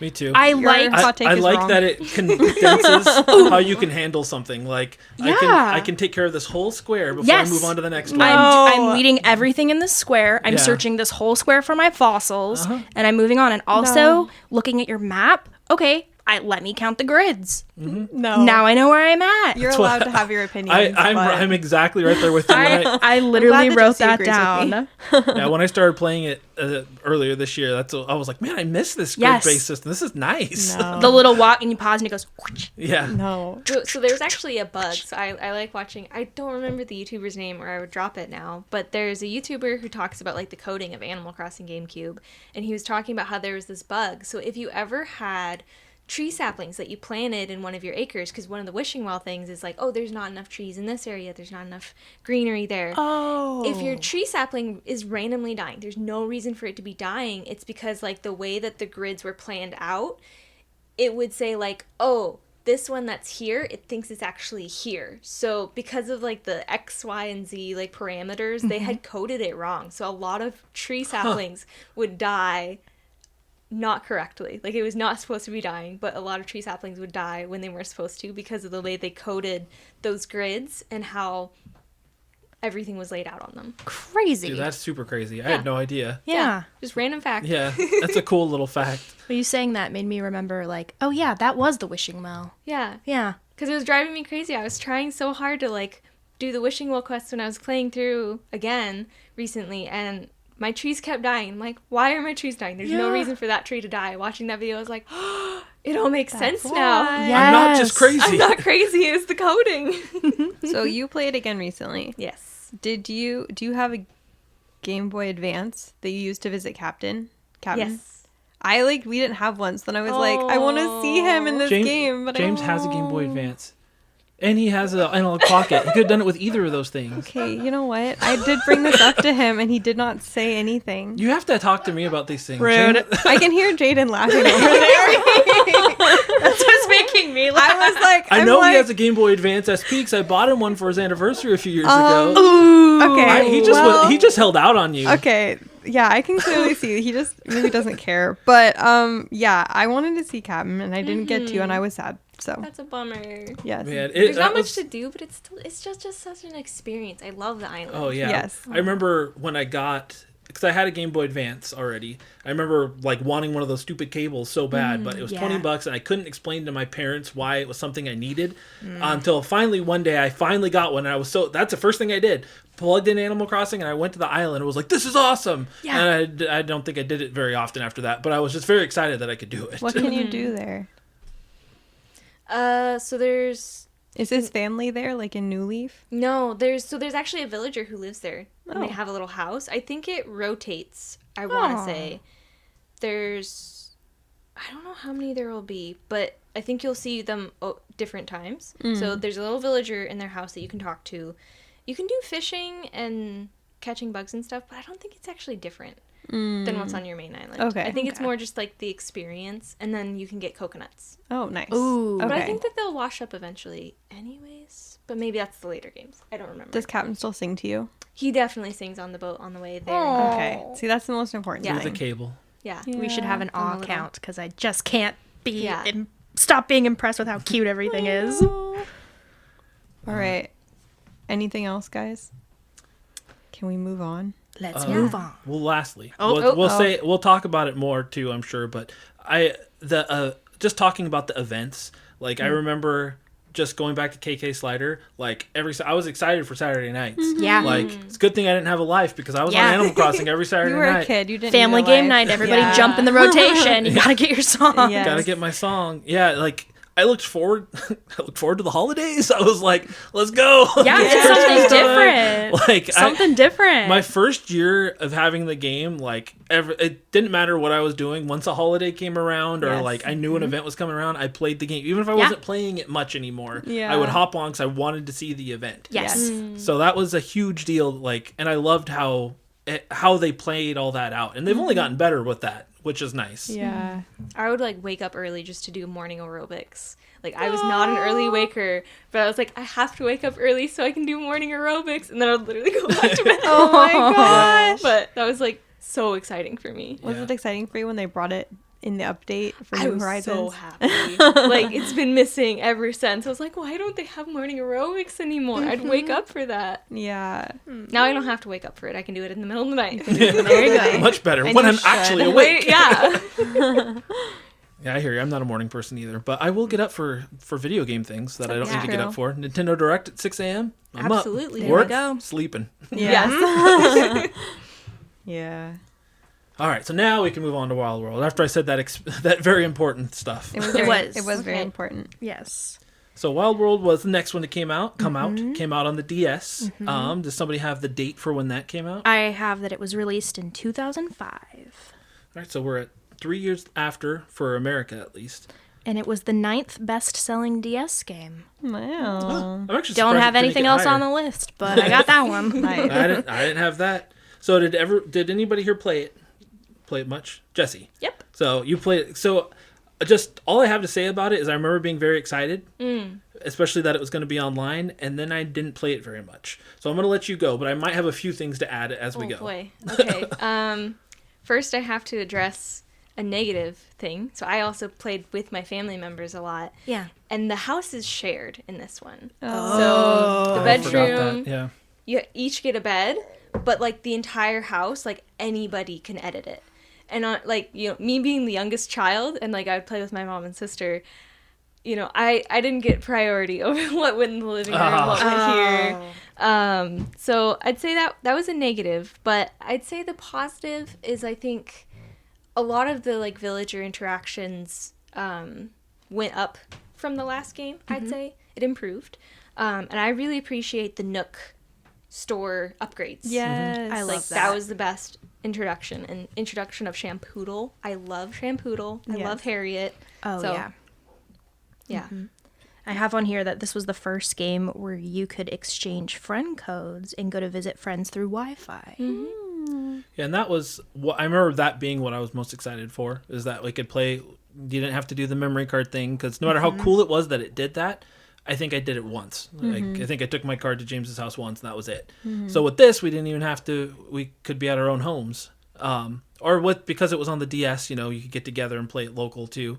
I remember doing that a couple times. I remember being very excited. I remember being in the back of James's parents' Suburban and us messaging each other privately in there.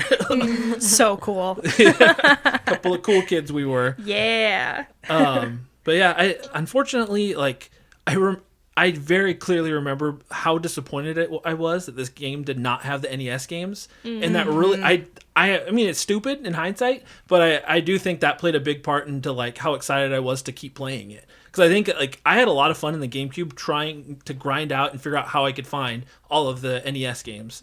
So losing that was like a big hit for me. Understandable.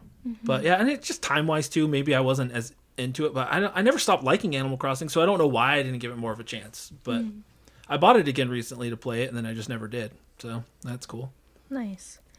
I also have that they made a Japanese film based off of this It's one. really cute. So Is I it? watched the American fan dub Okay. of the Japanese movie. It was on YouTube. I don't know if it's still, but it was really cute. Aw. I really liked it. It has specific villagers that includes like Rosie, Apollo. I forget who else in there, but Is it animated or? it's animated. Okay. It's 2D animation. It's If very it wasn't cute. animated, that'd be horrifying. Yeah, I was like, it's just like, yeah. Well, do you This is remember like real life. Do you remember the commercials Yes, for I the watched- first Animal I Crossing? watched some of them and I was like, Yeah. wow, this is like crazy. I remember seeing them on TV And I've always been obsessed with reality TV, and I was like, it's just like Big Brother, but Animal Crossing. Yeah. Man, I don't remember these commercials. Now I You need should to look. watch You it. should look them Yeah. up afterwards because Yeah. some of them, like I was watching one, and they're like sitting on a bed, and she's complaining, and he's Yes. like, I forget what he says, but it's something that's like to a child to be like, oh, it's like, oh, so can I look at your fossils now? But it's Yeah. like very obvious that he's They're- not talking about her fossils. Oh, They're goodness. all kind of like that, and I swear I saw them on Nickelodeon, Dude. Yeah. which is wild. Yeah, not Nickelodeon. Nintendo was a little bit wild with their, with their Yeah. advertising in the early 2000s. There were some,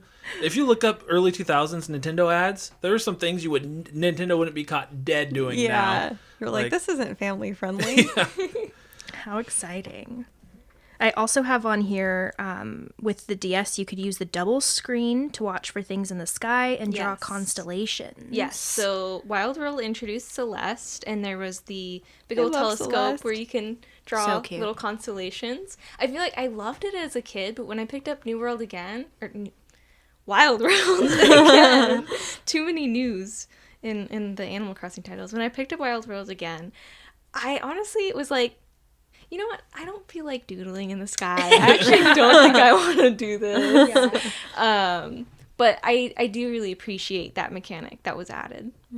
Yeah, I think that's kind of fun. And let's see. Yeah, so then this one would scroll like Yes. you were walking on a globe. Yeah, I really liked that. And the thing that was popping into my brain was that Gulliver was in a UFO, and you could shoot him down with your that's slingshot. Oh, I did And then not- you'd have to help him find his spaceship parts so he could go back home. Oh. That's so awesome. fun. Yeah. I Like, want don't something think like I that ever now. saw that. I think I saw him go by and I couldn't get it. Yeah. But and I at least appreciate that the presents. I will touch on this when we get to New Leaf because Okay. I have major beef with the presents. Oh, in okay. New Leaf. Everyone does. But they at least had better presents Okay. in the Wild World. I didn't like understand what those were I'm pretty sure I never shot one out of the sky here because I was just like, man, that's so cool. And I would follow them and hope they would get stuck in trees. And then it would be like, they'd just go over the border of the town. And I'd be like, man, Bye, friend. that was sure cool. And I literally my didn't gosh. know until New Leaf that you could get them. Yeah. There was probably a moment of like, oh my god. All my villagers are just watching me like, man, Dude, shoot it this down. guy. I thought it was pretty funny because I did not play Wild World growing up, and so I just like went on the last. Was it the last episode that you guys filmed the video? Mm-hmm. And they're like, James was like, I got Wild World for Hannah to play, and then like this episode got delayed a month, and I only still played it like a little bit. But what's up with Cooper and Booker, the police dogs, wearing medieval outfits in this game? I have like, no I'm like, idea. what is this for? Like, They're why? the gatekeepers? Yeah, but they look like, I'm like, can you explain to me why you look like this? Like, what the heck? It would be don't different know. if they were established in those outfits from the beginning. But the Yeah. fact that they were in normal cop uniforms. They could still be in normal cop uniforms, and it would still make sense for them to be guarding something. They didn't need to be in guard uniforms. I think we need to have an offshoot game where they're in like a fantasy world fashion guarding show, something. fashion show at lunch. Old Office. They were like me. They got inspired to make some costumes. Oh, how cute. I'm happy for them. The little I did play, though, I was like struck by the fact that all of the villagers I talked to asked me about my blood type. They all ask about like blood type, and then they'll ask for your birthday so they know your So they can steal your identity.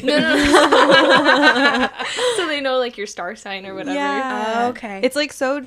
I don't. Maybe you guys know this already, but like in Japan, like your blood type is like so important for people to know. Yeah. Like everyone wants to know what your blood type is because they're like, you are this kind of person. Yeah. That makes sense, Really? actually. And I never thought about that. Yeah. But even like the instruction booklet for like Final Fantasy VII, it has each of the characters' little bio, and in there it has their blood type. Yeah. And You're right. I didn't know why, but Yeah. I remember being like Cloud's typo, and then like finding out I was typo and being like, I'm like Cloud. Let's go. Yeah, it's like pretty funny. Like when I've talked to my friends, I'm like, so what is your blood type then, since it's so important to your culture? And they're like, I'm this. And people literally like are like, oh, that's the worst one. When you tell them, Oh, no. like they're like, you're lazy and selfish. That's what it means. no. I'm like, so it'll be like, no, you're like literally the kindest person I've met. They're like, yeah, but when you tell people my blood type, they assume that I'm selfish and lazy. This is I awkward. don't know what my blood type Me is. neither. See, I was that's just why lying, that's yeah. what's so funny. Yeah, that's so funny. That's what I'm like. I know mine randomly, but like if I didn't, I'd be like, I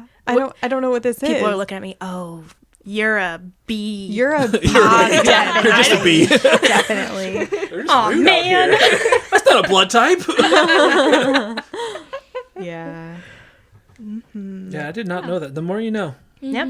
That makes sense though, because a lot of different Japanese like things that I've read over the years have blood types in them. So in the Yeah. character profiles, and I had no idea why. Yeah, like manga, they're always like, this is their blood type, and you're like, oh, why do I care about that? Yeah. Yeah, I guess that that's makes, why. Okay. The more Yeah. you know.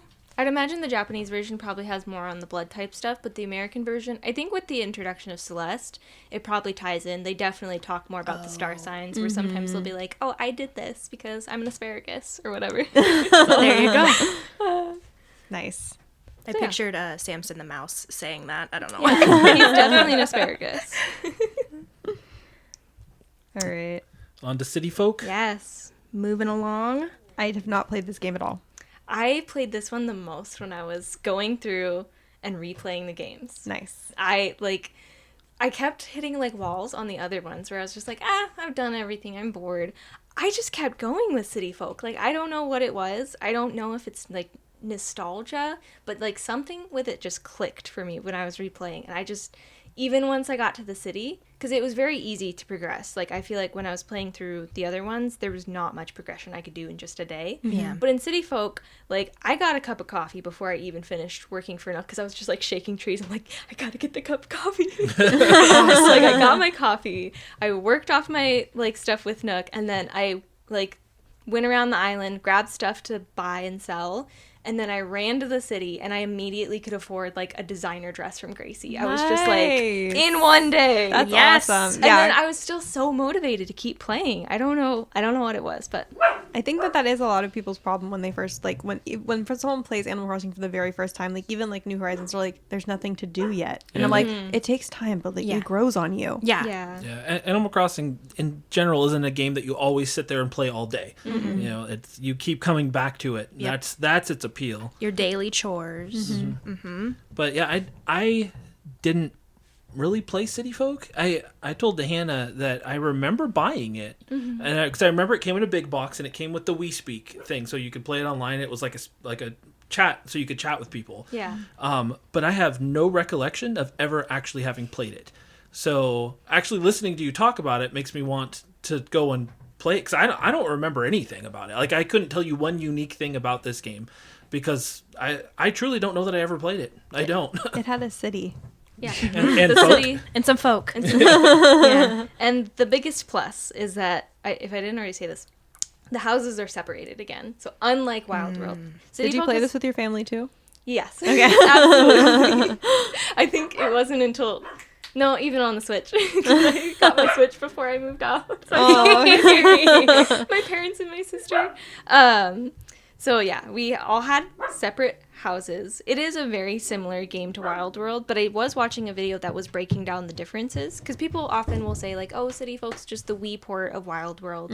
But I was watching a video that breaks down the differences, and there are actually a lot of differences, like just in the festivals alone, the holidays, again, like the housing situations. There's a fair amount that is quite different. Unfortunately, I did not make a list.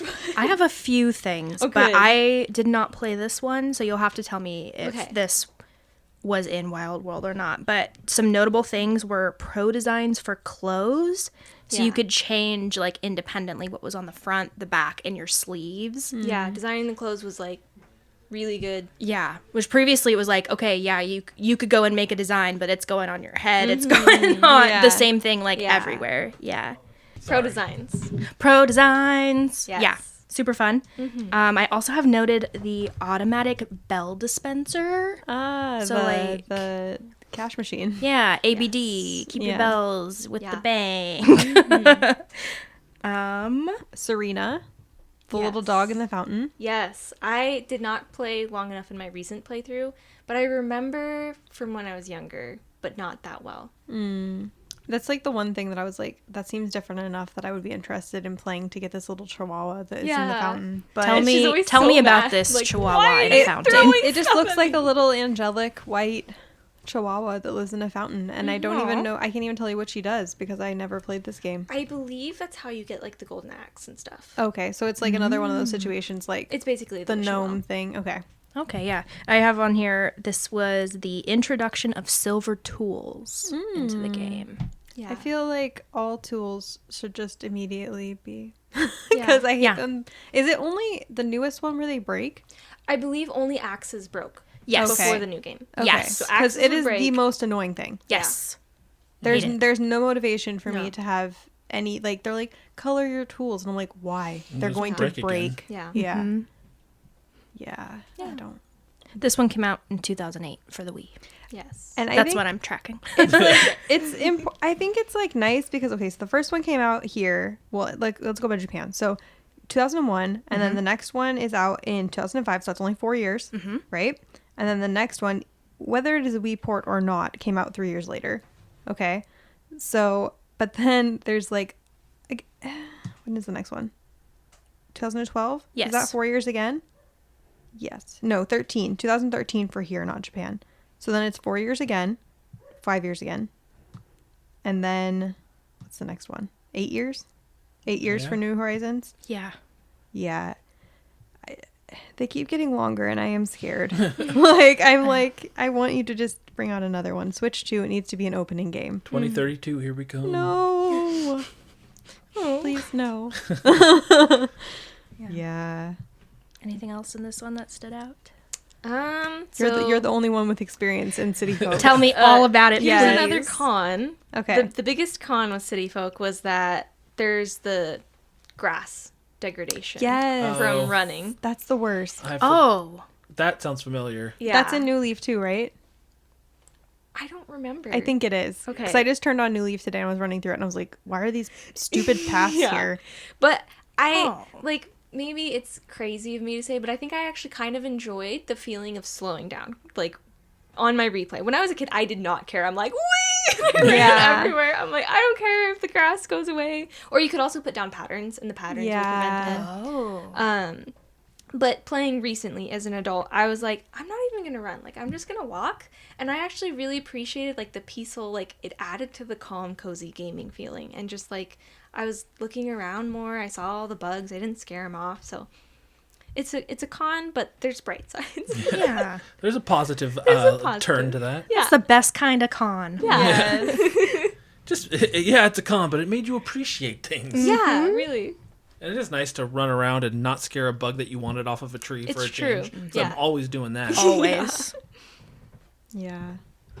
I don't think I have anything else, but if anything else comes to mind, I feel like the villagers were good in City Folk. Probably equal to Wild World. They're good. I don't remember if this was in any of the other games, but I'm sad I missed it playing through again. But I remembered about, I think it's flea markets where you can go into the other villagers' houses and you can like make offers on their items. Like, oh, I want to buy your dresser. I want to buy this thing in your house. That's cool. So I really miss that. I hope that comes to a future game, but That is cool. There's enough features now from all the old games that you're Yeah. like, there's potential that they could bring back any of these Yeah. things. And Put so that them is all kind of in. exciting. Yeah. But Make one super game. Yes. Animal definitive- Crossing Ultimate. the definitive edition. yeah. Well, you've given me reason to go back and actually give it a fair try now. Yeah. It honestly looks great. Like even on a modern TV. No, yeah, like, it looks really looked pretty. Really good. Like much better than Wild World. Mm-hmm. Wild World looked like, Crunchy. yeah. I do love the text though in the text boxes. I love DS text with the little all of their speech. Yeah. I don't know. Something about that makes me happy. I did see this is going back a little bit, but in Wild World, you could go into your house and like there was like some like settings you could change where you could make them stop talking animalese. Yeah, you can do BBBs or Yeah, whatever. and I'm like, why would you change that? Like that's that's how don't they know. talk. But it would change it to like a much more boring way of talking. What? Yeah. Yeah, it was. I can't even describe it, but it's like animalese is like how they're Yeah. like right, but then it'd just be like really boring. I think, Like, like if you interact with like a signpost or like the ABD for example. Oh yeah, yeah, it's yeah. that sound. The sound where it's like the Like, as it reads text. I do It's like that, that sound. noise. You could turn it so that everything sounded like that. I wonder if parents are like, stop the like. So Yeah. Yeah. Yeah, I could see that. Yes. Do you guys want to talk about Nintendo Land? Yes. Yes. Dude, yes. Talk about yes. Nintendo Land. Okay. So this came out 6 months before New Leaf came out. The first Animal Crossing we had for a little while. Yes. Yes, it had been 4 years? No. How do you count? Yeah, 4 years sounds right. How do you Yes. 1? Yes, 4 years. It came out 6. Did it? Yeah, 2012, right? 6 months before New Leaf. And this was also produced by Tatsuya Gucci. So I didn't know that. Yeah, so he that's his baby. Animal Crossing is. But Animal Crossing Sweet Day, and I just wrote down what the description was, even though I played it a bunch. But it's like 4 players control animals, trying to collect as much candy as possible before they get caught 3 times by the guards that have knives and forks. And then as you collect more candies, you get slower and slower and slower. And so you can like throw up all the candy at once and like run away quickly. Have you ever played Fun. this? I have. No. It's so Oh, great. man. No, It's so it's much great. Honestly, Nintendo Land, like all of the games are bangers. That So. sounds so fun. The octopus one isn't. Okay, honestly, I'm not gonna. Okay, so when I just Tell me said, about it. when I just I said need to all know. of them were bangers, like I was lying. So okay, Why would you do that? the competitive ones were all really good. Yeah. But then I was literally looking at the list of all the games that were in Nintendo Land yesterday, and I was like, James, did you know there was a Pikmin game in here? And he was like, no. And I was like, why did we never play it? I love Pikmin. And he was like, It was well, cooperative. because he's Probably like, didn't ever play the Zelda one that's either. what he was saying. He was like, it's cooperative. We never played it. And I'm like, would it have been that bad to Yeah. play cooperative? You know James. Yeah. You're married to him. Like, I'm like, okay. Well, anyway, yes. If no one hasn't played Nintendo Land, it is honestly really good. And I looked it up, and it was the 9th bestseller on Wii U. Another 9. That's funny, though, because it came with the Wii U. So there are still 8 games that beat it somehow. I mean, it came with the first, 3 years worth of Wii U's, at least. It was so good. It's honestly probably still one of the only, and I'm a Wii U fan, but it's probably one of the only reasons to actually own a Wii U, because everything else has been ported. No. Amiibo Festival. Oh, well, we'll which get is to the that. next thing.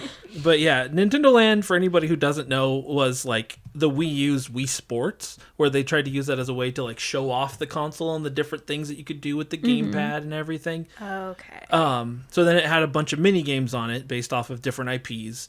But yeah, probably the most fun were the Animal Crossing and Luigi's Mansion ones, Oh and my then gosh. the Mario Luigi's one Mansion too, was but- so scary because you're in the dark and you have a flashlight and someone's tracking that you're the ghost walking Yeah, around. one person will have the gamepad and they can see they're the ghost on there. They're trying to go around, and you don't know Yeah, where it was he fun. is. And then you can spin around and put your flashlight on him and hope it burns him, but you just don't know where they are. Yeah, it was, and some Suspenseful. people were really good at being the ghost too. Yeah. But the Animal Crossing one was so on the gamepad that person would control both guards, so they would have to run around with both analog sticks to try to catch Yeah. the villagers before they could deliver all the candy to the different outposts and stuff. Yeah, it was a lot of fun. It's a super good party game. Yeah. And unfortunately love to it'll play that. probably never get ported because it really takes advantage of everything the Wii U does. Yeah. So, but it's worth playing. And James still has his Wii U hooked up, and I do too. Yeah. I would do a multiplayer Nintendo Land party at some point. It'd be Yeah, fun. that sounds fun. Yeah. It would. You have to check with your Wii U's to make sure that they still turn on, because they die from what I hear. Yeah, They just- apparently they can just just brick. up and poop out on you. Yeah. So you have to turn them on a couple times a Turn year that to make sure that turn they that poor still baby work. on Yeah. and show it some love. I lied when I said Amiibo Festival's left. I just, skipped ahead like 4 games. So, Animal Crossing New Leaf. New leaf. Yes, I love me some New Leaf. When did this come out, guys? I have 2012 for Nintendo 3DS, but that might be from Japan. It's Japan. It came out in 2013. Here? Question mark? Did it? That's what they said, but Yeah. 2012 feels right to me. But I maybe honestly I'm didn't wrong. play it until after the Welcome Amiibo update, so That was 2016, so I you know. waited a while. we did not get 3DSs until 2017. I Gotcha. think. Okay. You weren't alone. A lot of people didn't. Yeah, I got my 3DS as a gift really late. Yeah. So I definitely did not play this one right away. I played it right away. Chris played it right away. We all. I there even was a little posted on group. Instagram when I got it on June 9th, 2013. is when it Okay, came okay, out. so perfect. So Okay. we can confirm. That's Perfect, luckily I don't post a lot on confirmed. Instagram. It's very easy to get to this post. Yeah, This was a very, very, very good game. I love it. We have the role of being the mayor. Yes. So you get to be just a little bit better than anyone else you're playing with Correct. on your town. Correct. Yes, and if you have other people living in your town, you're I was like, never I the mayor until can't. this year. Yeah, you're like, I can't do anything? Question mark. Now I feel bad. Yeah, It's okay. my sister had a house on my town, and she's like, "You never even play this anymore. Can I be the mayor now?" And I'm like, "No." No. Sorry about Mine that. first. Yes. Yeah. I also have, most notably, one of my favorite people from the Animal Crossing franchise. We get Isabelle in this game. She's so cute. So cute. I love her. Yes, this game brought new more of everything. Like you could Yes. pick your town layout. That was so exciting. I remember soft resetting over and over and over again to try and get the layout that I wanted Yes. at the beginning of the game. Picking where you want to build your house. Yes. Yep. So the exciting. shopping street. I mean, that was brought up first in City Folk, but having that little strip, I miss that in Animal Crossing. I Yeah. want I do not want to have to put all the shops on my island. I want them to be somewhere else. Yeah. It made it feel more alive, and that's one of the things I really liked about New Leaf more than New Horizons, was it felt more like a hub. Like there was so much that would be going on at any given time. Yeah. And I've never been one. I play games weird. I always play later at night, so I hate it when things close. Yeah. And one Yeah. thing I really liked about this game is it had the Yes. ordinances, Yes. so you could change all that. Yes. So that made my life way better. Yes. All my shops were open in the middle of the night. Yeah. See, I also would play late at night, but I couldn't just pick the beautification one, whatever that one was called, to where all the villagers help take care of all the flowers and everything. And I just went back to my town from this, and there are flowers everywhere. And they're all so sparkly and shiny from everybody watering them. That's So I'd have to do the nice. thing, get up in the morning to do my shops because I was like, And man, look- it sure would be nice to go shopping at night, but we got to have pretty flowers and it here. really paid off. Now you have this beautiful town. It's a bit much. It's overtaken. The Guys, town. what have you done? Yeah. That's awesome. Yeah, there was a lot of things about this one that they added that I thought were really cool, like being able to buy and add different things to your. It was not an island, your town, I guess. Yeah. The public work project. Public works projects. I thought that was. I mean, and they definitely expanded on that in New Horizons. But there's something about the way it worked in New Leaf that still felt perfect to me. Yes. And I prefer it a little bit in New Leaf, I think. I don't know. I just really, it made the whole game feel more alive. Obviously this was also online, so I feel like this one we played online more. Yeah. So people would come over and they'd, help you with your different, projects that you had going, and the multiplayer in this game. Oh my Oh goodness. Let's gosh. talk about the island. Tortimer Island. It was the best. I They haven't. miss this. They have not so recreated much. it in any way. Yeah. Yeah. The New Horizon. You're just this isn't. It to me is the biggest miss that New Horizons had, was not adding an actual, yes, you can go to each other's islands and it is multiplayer, but having these mini games and this replayability that Yes. really added something was it was perfect. It was fun, and that to me really helped New Leaf stand out Yeah. above all the other Animal Crossings. It gave all of this reason to keep going back to it, and I hate that New Horizons never capitalized on that. We had to make our own mini games. Yes. Yeah. And we did, Yeah. and it was awesome. But then it's okay, cool. Thanks everybody for coming over. See you in a month when I'm able to rebuild something new. Yeah. Yeah, I mean, it just shouldn't be that hard. No. So New Leaf really did a great job. I don't even remember all the mini games, but I do clearly remember the hedge maze one. Yeah. Oh, yes. And that one was really fun. I remember me and James would get online and play it quite a bit together. The one with the little Tortimer bot, and you had the hammers, Yes. and you had Yes. to run around and bonk them. Yeah. Yeah. That was fun. Yeah, it's just a missed opportunity. And if there's any one thing, even more than the NES games, that I hope they bring. They're never bringing. Back- I just need to say this right now. I know they're not, but that's not They the point. they put out an email after the first one that said they will never bring I know games inside of a game again. It's a money thing, but it drives me nuts because in this hub world, now I'm ranting. In this hub world where you have you want to spend this time, they want you to keep coming back. things that constantly get you to keep coming back, like a game within a game, is the perfect way to bring you back in. Yeah. So, and also the constant updating, which they didn't do with New Horizons, but know. whatever. We'll talk about that. Yeah, we'll get there. We'll get in there. But yeah, the multiplayer was peak in this game. There's so much cool. reason to keep coming back to it. Groundbreaking news here. We could change pants in this game.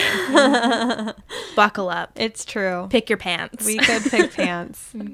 I loved working at the coffee shop. And you could like learn your villagers like ideal coffee, and they'd be like, I want Kilimanjaro blend. Yes. And you'd have to remember that or they get mad at you. This ain't Kilimanjaro. And then you'd like play that for a while, and then you'd come back after 6 months like, I don't know what your coffee don't is remember. anymore. Like, is there a cheat sheet somewhere? And I'd like have like little notes by my 3DS, like whoever it is, they only like Kilimanjaro with 3 pumps of sugar. Like, so I don't know. I really miss like having just like those kinds of little things. Like, it's not like NES games, but it's games within the game. It's little things that like make you want to come back and be like, well, I haven't done that for a while, so I'd like to do that again. Yeah. It helped Spend it some feel time. more alive.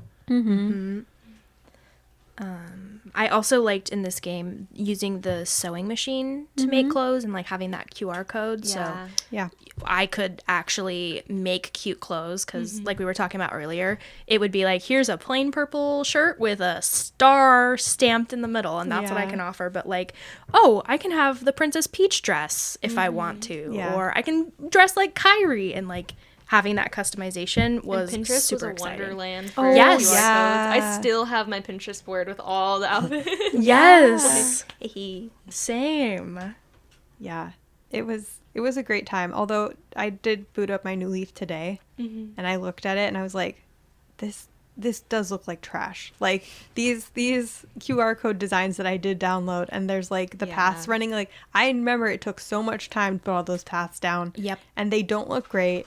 And if villagers left, they would just land wherever they wanted to. You had no Yeah. control over where their house Yeah. landed, so you'd have to like rebuild the path around where their house went. And it was like, oh, and like the grass thing, because it was in this game too. Like the grass is gone, and that's why I had to make all of my paths super wide so that the grass wouldn't go away around the pathway. Oh. So yeah. Also, I really miss Captain's family.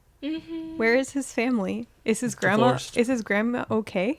I don't know if it's Captain's Amiibo. I want to say if you bring Captain's Amiibo, you can actually see his family in New Horizons in the cafe. Oh, You can okay, invite okay, him. okay. And his like, it's his daughter. Yeah, his daughter will have like a cookie instead of a coffee. Oh, So cute. that is so cute. I know. I want to talk about that too later. Like some of the people I invited, and I'm like, oh. Another thing I always thought was cool with New Leaf was the street passing. Yeah. And how they integrated it by when you street pass somebody, their house would go into whatever that extra area was that Digby monitored. And then you could go in and see other people's houses. And like, I thought that was cool because obviously you see your friends' houses, but like when you go to an event like PAX or whatever, and then all of a sudden it's filled with all these Yeah. houses that Yeah. of people you'd never see what they did otherwise. Once again, it was something that made it feel very alive and part of a little bit more of a community. And I really enjoyed that. Like, and I miss that. I'll say it probably every third episode. I miss Street Pass. Yeah. And I liked the control aspect of it too, of like, here's a safe way that I can meet strangers and look at their Yeah. cool stuff and like still feel within my safe Animal Crossing bubble, but like get to see, oh, somebody put this on the wall like that. I got to go back and try that on mine. Yeah, and you could buy things from the people's houses. Yes. In the whatever that area was called that Digby owned. Like, and so like I remember like, I don't know why this is what I remember, but I remember like someone's house was like grassland themed and they had grass everywhere, and I was like, I didn't know even know this was an item. And I remember like buying like as many of them as I could. Yeah. And like that's so cool because like there are sometimes you go to people's islands and you're like, that looks really cool, but you had no way to like source that item at all. So then you're just watching for it to come through. Yes, versus this was like, oh look, they did this, I can copy this exactly if I want to. So I love that. Did you guys, I think we already talked about this, you guys started playing after Amiibo, the Welcome Amiibo update? Yes. Yeah. Okay.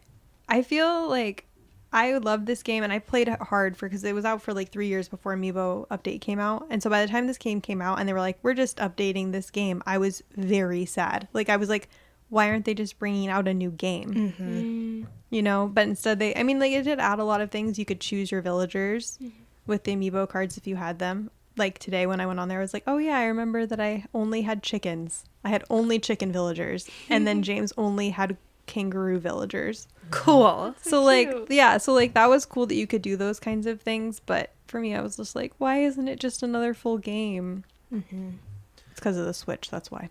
Yeah.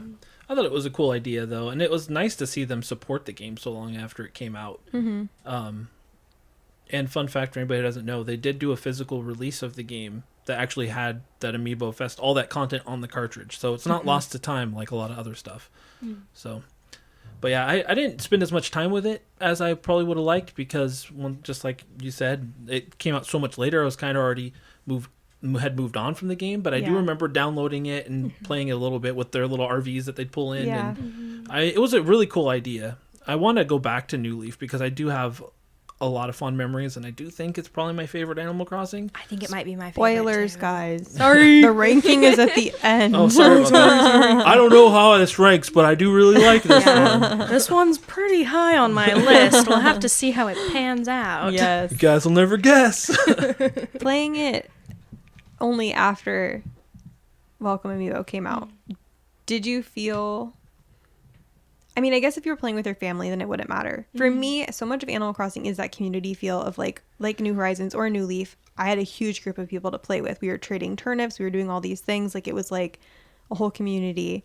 But then I feel like the reason it was hard for me to play Welcome Amiibo is because not everyone came back. So I guess playing with your family would be helpful because everyone's still talking about it and doing things together. I think in a way, but I think hearing like why you guys loved it is helping me understand why it was never one of my favorites, because like I never had a community that played Animal Crossing. I had like the only time I ever had a friend who ever played Animal Crossing at the same time I did before New Horizons was original GameCube. Okay. And like we didn't even go to each other's towns once. We didn't do the whole like file. So I think I forgot where I was going with that. But I think Animal Crossing's always been like a more introverted game for me, just out of necessity, because I never had people to play it with. So I think that I definitely missed out on a lot of that aspect of like community. And it makes sense why like playing like the tournament mini games, I'm like, this is fun, but it's just okay. Yeah, it's like, not the same. Oh yeah, no, this is definitely meant to be played with people. That makes so much more sense. Yeah, definitely. I think that for the next game coming out, like, it's going to be crazy. There's going to be so many people that we have like access to play with, and it's just going to be so great. If you're going to play Animal Crossing, you should get in on it when it first comes out, because it's just a lot lonelier after no one's playing it. Yeah. Yeah, that's on the opposite end. Animal Crossing has always been that for me, that level of like playing it with friends alongside friends, because me and James have always gotten the new Animal Crossings at the same time, and Jordan too. And it was just fun to like get together, and we didn't do it much with the GameCube, but from that point on we always did, like, we get each other items and whatever else, and it was really fun to play together. But I do enjoy the single player aspect of it too. Like, I mean, I played New Horizons a lot on my own still, even though we had a community that played it pretty regularly. But no, I love how much it can really bring people together in the multiplayer aspect of it. One thing, I said this earlier to you guys, but I'll say it again. I realized today, when I opened up New Leaf again, that I never unlocked Katrina's shop. And I didn't really even... It's, like, very obvious that there's a blank spot there. Like, it literally is grayed out. And I was like... It never even occurred to me when I played it that there was something missing there. And then today I was like, there's a gray spot there. I need Katrina to come back. Like, did you guys see my shirt? It's her saying from New Leaf. Oh, Like, it's like, I mean, I can't like sit here and say I love her vibe, but I do love her vibe. And like, I want to unlock that shop, but you have to get her to come talk to you. You have to have her give your fortune 20 times, I guess. And it's like a random one she'll show up. And I'm like, I don't have that level of commitment at this point to try and do that. What if we get a community together to go back to New Leaf? Man. Unfortunately, it's not online anymore, though. So. Yeah, that's true. I know. I thought, like, replaying it, because I played through as the mayor, so I could get, like, the full experience. For some reason in my brain, I thought I'd have the option like to open like Red's shop. Oh. And I was like, oh, there is no option to open Red's shop. Okay. yeah. All right. That's a bummer. I wish that there was like an option, like either you could do Red or Katrina or like have both of their shops. But Yeah. it bummed me out. That wasn't an option. Yeah. It's true. And I think that in New Leaf, maybe I'm wrong, but I mean, like, Katrina didn't get added to New Horizons until way later. Like, the update, like, the year later.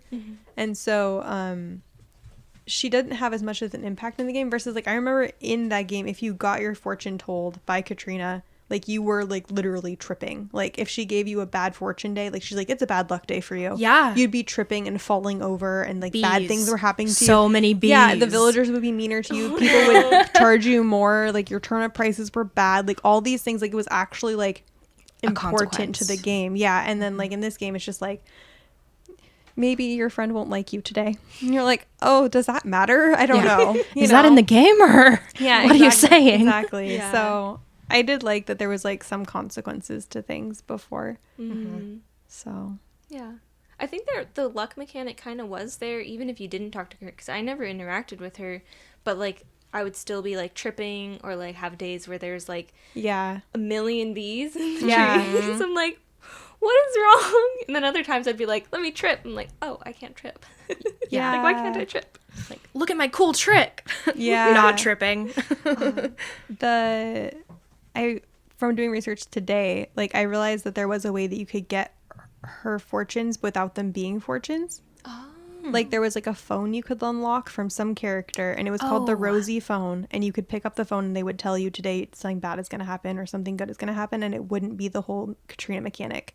So Interesting. if you're still playing, look up the Rosie phone and see if you can get that, because then you don't have to interact with her at all. Yeah. That does sound familiar. Yeah, I didn't know, and I just went to her every time. So exposing my my levels here. What did you guys think of Club LOL? I like it. I think it's really fun. He's my least favorite character.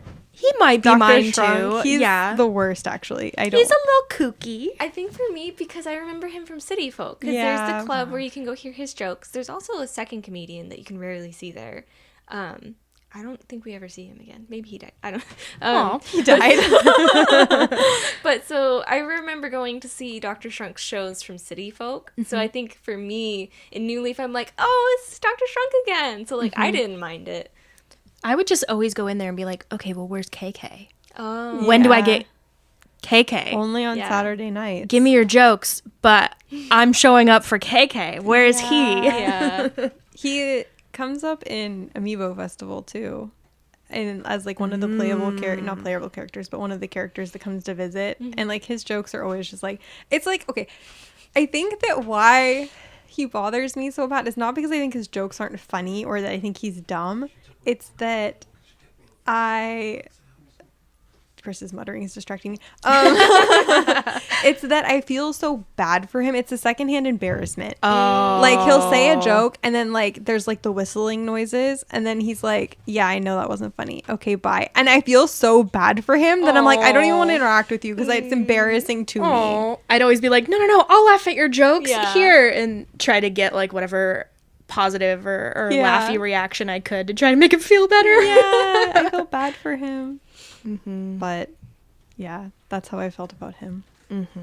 That's understandable. Did you like the comedian in New Leaf? What is he, an axolotl? Yeah. Yes, an axolotl. I remember him. I don't remember appreciating him though. So I don't have much memory of him. So I That's assume that true. I probably just didn't interact with it much because you have to go to the club, right? And he has a Yeah. comedy act or something. But that was the only place you could get KK, so Yeah, which I remember doing that. Yeah. I remember going to his shows because it was like religion. You had to be there on Saturday. What about Reese and Cyrus? Oh, I know, I miss them. I know. I mean, they're in the new game, but it's only in that one part. Yes. And it's the same event every year. Every Yes. year. Every time without fail. I liked having the option, like you can sell to Timmy and Tommy, or you can sell to them, and they Yeah. would have different prices Yeah. for each store. Yeah. I'd so price everything out, every little thing out. And you could like sell your stuff, and then the villagers would come in there, and you could keep pushing them in Yes, front of your item. Like, and no. You want to buy this couch. until they bought it. I and priced then they it buy for $9,999, Yes. and you want it. Exactly. That's a good deal. Yeah. So yeah, I missed Oh that. man, I forgot about that. That was so I good. didn't even know you could do that. That's hilarious. Yeah. Oh yeah, that's what you had to do. They were gonna buy something anyway. You might as well push them towards your stuff. Yeah. Come on, just give me your money. I know you want it.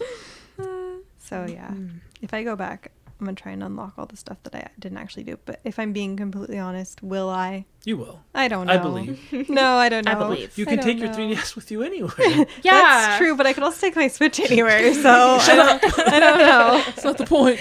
Aw. I just wish that Nintendo still supported the 3DS. I know. I love that little console. That's true. What about Happy Home Designer, guys? Did you both play that? All three of you? I guess I'm not even looking at Chris, but Yeah, I never played Happy Home Designer.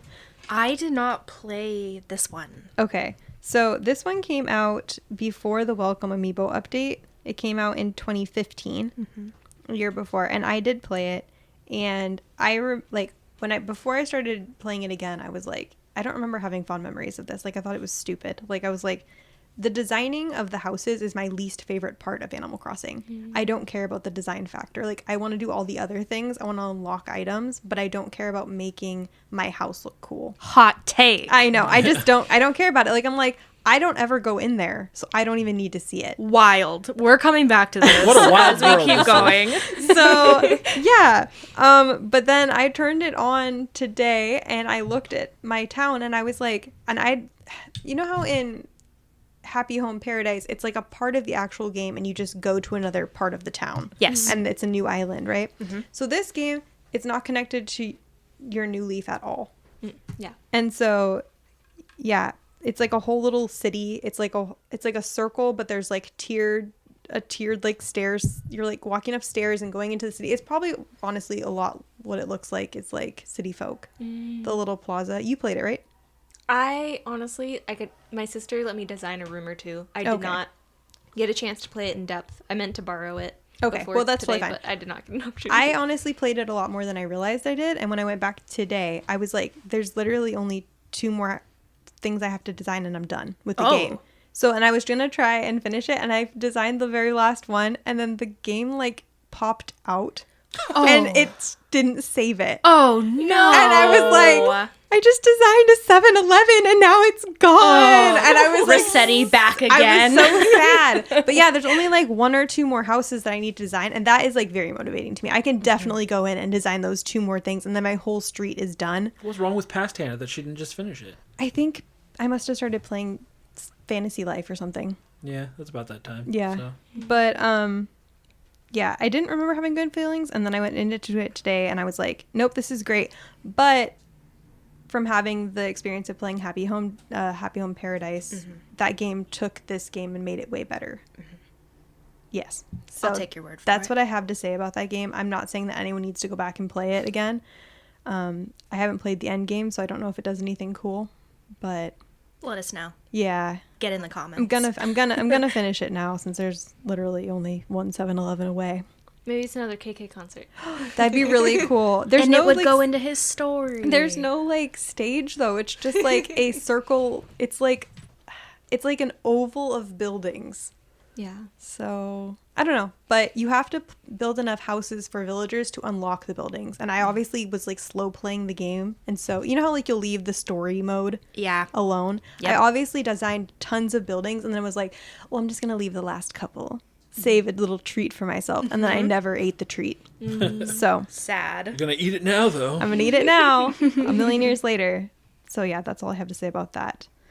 But then, maybe my favorite, Animal Crossing Amiibo Festival. Amiibo Festival. Oh my gosh. That's so funny. Okay, who's played it? Me. Okay, you've I both think played, we and all- you've played it at my At your house. yeah. Okay. Okay, so we turned it on yesterday to play it again after a million years, and we honestly do pull this game out like a couple times a year to play it because I like it so much. And to be fair, this game will never get ported, so It never will. It is only on the Wii U. It never will, and you have to have Amiibo cards and Amiibo not just one or the other. You need to have amiibos to tap in, and you also need amiibo cards to play with. So, Whoa. Yeah, so it's like... Do you ever want a reason to collect amiibo cards? Here it is. Here we are. There it is. But yeah, there was a ton of mini games to play. I wrote down the names of them, but they don't mean anything because I don't think I played them that much. Acorn Chase is like that Tortimer crushing game. And then there was Mystery Camper, Balloon Island. That was kind of fun. Quiz Show. Quiz Show was good because if you played Animal Crossing, you knew what the bugs were and you knew what the songs were. And like they would be like, what song is this? And you'd have to like be the first one to put your card in and be like, it's, I don't know, what a name. Bubblegum. Bubblegum KK. Yeah, exactly. There was Amiibo card battle, which seems a little demo. You're battling with star signs. And then Resetti Bop, which was whack-a-mole. But the main... And that's why he wasn't in New Horizons. Yeah, you killed him. Oh, no. But the main game... Rest in peace, Rossetti. Yes. But the main game was really fun, and I want to know what you all thought of it. It's okay if you hate it. I am like definitely in the minority of people that do not like it. I mean, that do like it. Oh. I wrote down, do you like Mario Party? I have good news. See, what I wrote down is... I know a lot of people think it's repetitive or boring, and I would say if you think that this is boring, then maybe you also think Animal Crossing is boring. If you want to play Mario Party, no one is stopping you. So, I loved it, and I love both. Combative. It's because literally this morning, Chris sent me a video that was like, do you like Amiibo Festival? Literally, why? And I was like, what is this? It wasn't me. I literally was watching YouTube and just letting videos kind of go one after the other. And this was a girl who came up and she was talking about games that she's bought that she was not happy she bought. And Amiibo Festival came up, and then she said that. So I rewound it and then recorded it and sent it to Hannah. I was like, you should go at her in the comments. I was like, she's just so wrong. She's like, I haven't met a single soul who likes this game, and if you do, I want to know why. Give me your address so that we can talk. I think probably the reason for me why it felt so nice was because the Mario parties at that time were terrible. Oh yeah, Mario Party 10 was It's true. They weren't that good, and so for me, I was like, I love the mechanic of playing a board game with friends. I love a party game. Yep. On the video games, they're so much more accessible for a lot of people than playing board games. I love board games also, but like a lot of people just don't have the patience or attention span. It's like presented differently too. Like, you all want to come over and play a board game versus like, oh no, we have this game, we're gonna throw it up on the TV. Exactly. Like we can hang out and It play. feels a lot more accessible. Yeah. It's less work to set up. Yeah. True. It's Clean true. up. Yeah. It's nothing more irritating than setting up a board game and then people being like, I don't really want to play that. Yeah. Yeah. I'm like, I just set up all these stupid pieces. Yeah. Yeah. And then you lose one piece, Yeah. and then every time you pull it back out, you just remember that one time. Yeah, it's not the same. But yeah, I really liked it. I don't know. It's a stamp rally, and from going in Japan, they have stamps everywhere that you can collect. And last time I was there, I got a bunch of train stamps, and it was like literally the most exciting thing I did. Was I a tourist? Yes. Is that stamp pad actually meant for children? Yes. But I had a great time. I love it. Yeah. I'm here for it. If you ever go to Japan, please do that. Okay. Yes, they're in every train station. Nice. Oh. The only couple times I played Amiibo Festival, I had fun with it. Yeah. I didn't play it enough to really have a strong opinion, but we played it multiplayer, and I was like, this isn't as bad as people say it is. No. But yeah, if YouTube would have you believe anything else, it's that this game is trash. What Yeah. a hot take. I had a great time. I think if you want to play mini games, like, yeah, it doesn't have mini games, but like, you know how, I mean, this is very specific to our group, but you guys love Fortune Street. Oh yeah, Fortune Street's great. Fortune Street, it has mini games too, right? Slurperdrome. Yeah, but it also like is involving the stock market. It's not accessible to everybody. No, it's like it's a weird game. I think that in Sector 5, my prices are going to go up, so I'm going to invest heavily in them. Like, that's what that game is about. And Fortune Street is not even accessible for me. Like, I'm like, this game is math. Fortune Street is No weird, thanks. and for anybody who doesn't know, it's huge in Japan. Yes. Fortune Street's been around since the original Nintendo days in Japan, but we only ever got one. It was on the Wii, and it's a crossover of Mario and Dragon Quest characters. So there's like slimes and like different things from Dragon Quest, but then the main Mario cast. And it's like, it looks like Mario Party, but like Hanna said, it's got a stock system, and it's like, it's all about predicting like what's going to go up in money. And then you do play some mini games, but it's wild. Like, I understand why they never released it in Japan or in America, because Americans are like, nah, I don't want this. It's complicated. But Yeah. we had a ton of fun with it. So Amiibo Festival is like a middle ground of the funness of Mario Party with the mini games, and it's like the not quite so serious of Fortune Street. But there is like a stock market, but it's with stocks, like STALK, like the stock market, Yeah. you know, with the turnips, and you're like predicting, and you can get like heavy into it. Like you can design the board, you can put different villagers in there with the amiibo cards, and you can do public work projects in the board game that you're like building. How many times you play, how many points you're winning, you can put them towards making the board game a nicer place to play. And I think it's really cool. Yeah. Yeah. Unfortunately, I think the big thing it has going against it, and why it'll never have like a strong resurgence or like a one day people being like, man, how did we think this was bad, is the forced amiibo integration, which I know it's in the name, but because of that, in 10 years or so, when people decide like maybe we should give that another chance, having to buy extra pieces to do it is going to turn them off. You have to have at least as many of the amiibo figures of people playing. And then you also need to have just as many, if not more, of the amiibo cards for you to scan in as villagers to play with. Yeah. And you have to hope that you get dice 1 through 6 on those amiibo cards so that you can play with them. Yeah. And that's its downfall right Yeah. there. It's not accessible enough. Them not adding some level of like no amiibo mode was kind of what shot them in the foot. You can't even use like the Wiimotes. Yeah. There's zero Wiimote. You're just tapping your amiibos in. So yes, it's not a game without problems, but it is a game that has my heart. No, it's definitely better than people give it credit for. 100%. I had fun with it. Yeah. And everybody at this table here did. So you add us, bro, if you want to fight about Amiibo Festival. Let's Yeah. fight. And I'll give you Hannah's information. Please don't fight me. I think I've given you all the reasons that you need to hear. At the very least, it sounds like people just need to give it another chance, maybe. Yeah. All right, what was next after Amiibo Festival? Anything else? I have Pocket Camp. Oh, yeah. Is that accurate? I keep forgetting about Pocket Camp. Sounds Who right. could forget about Pocket Camp? Talk about Pocket Camp for us. Okay. I definitely Who- played it. You played it? Yeah, we all played it I've a got bit. mine right here. Yay! I finally started playing it again recently. Nice. So I have noted that this was released in 2017 as a mobile game, which I think we can all have expectations. Let's all boot up right now. Let's just play this now. Yeah. You know, for a mobile game, it's going to have some advantages and some disadvantages. One of them, the microtransactions. Microtransactions. Which, who has not fallen victim to that before?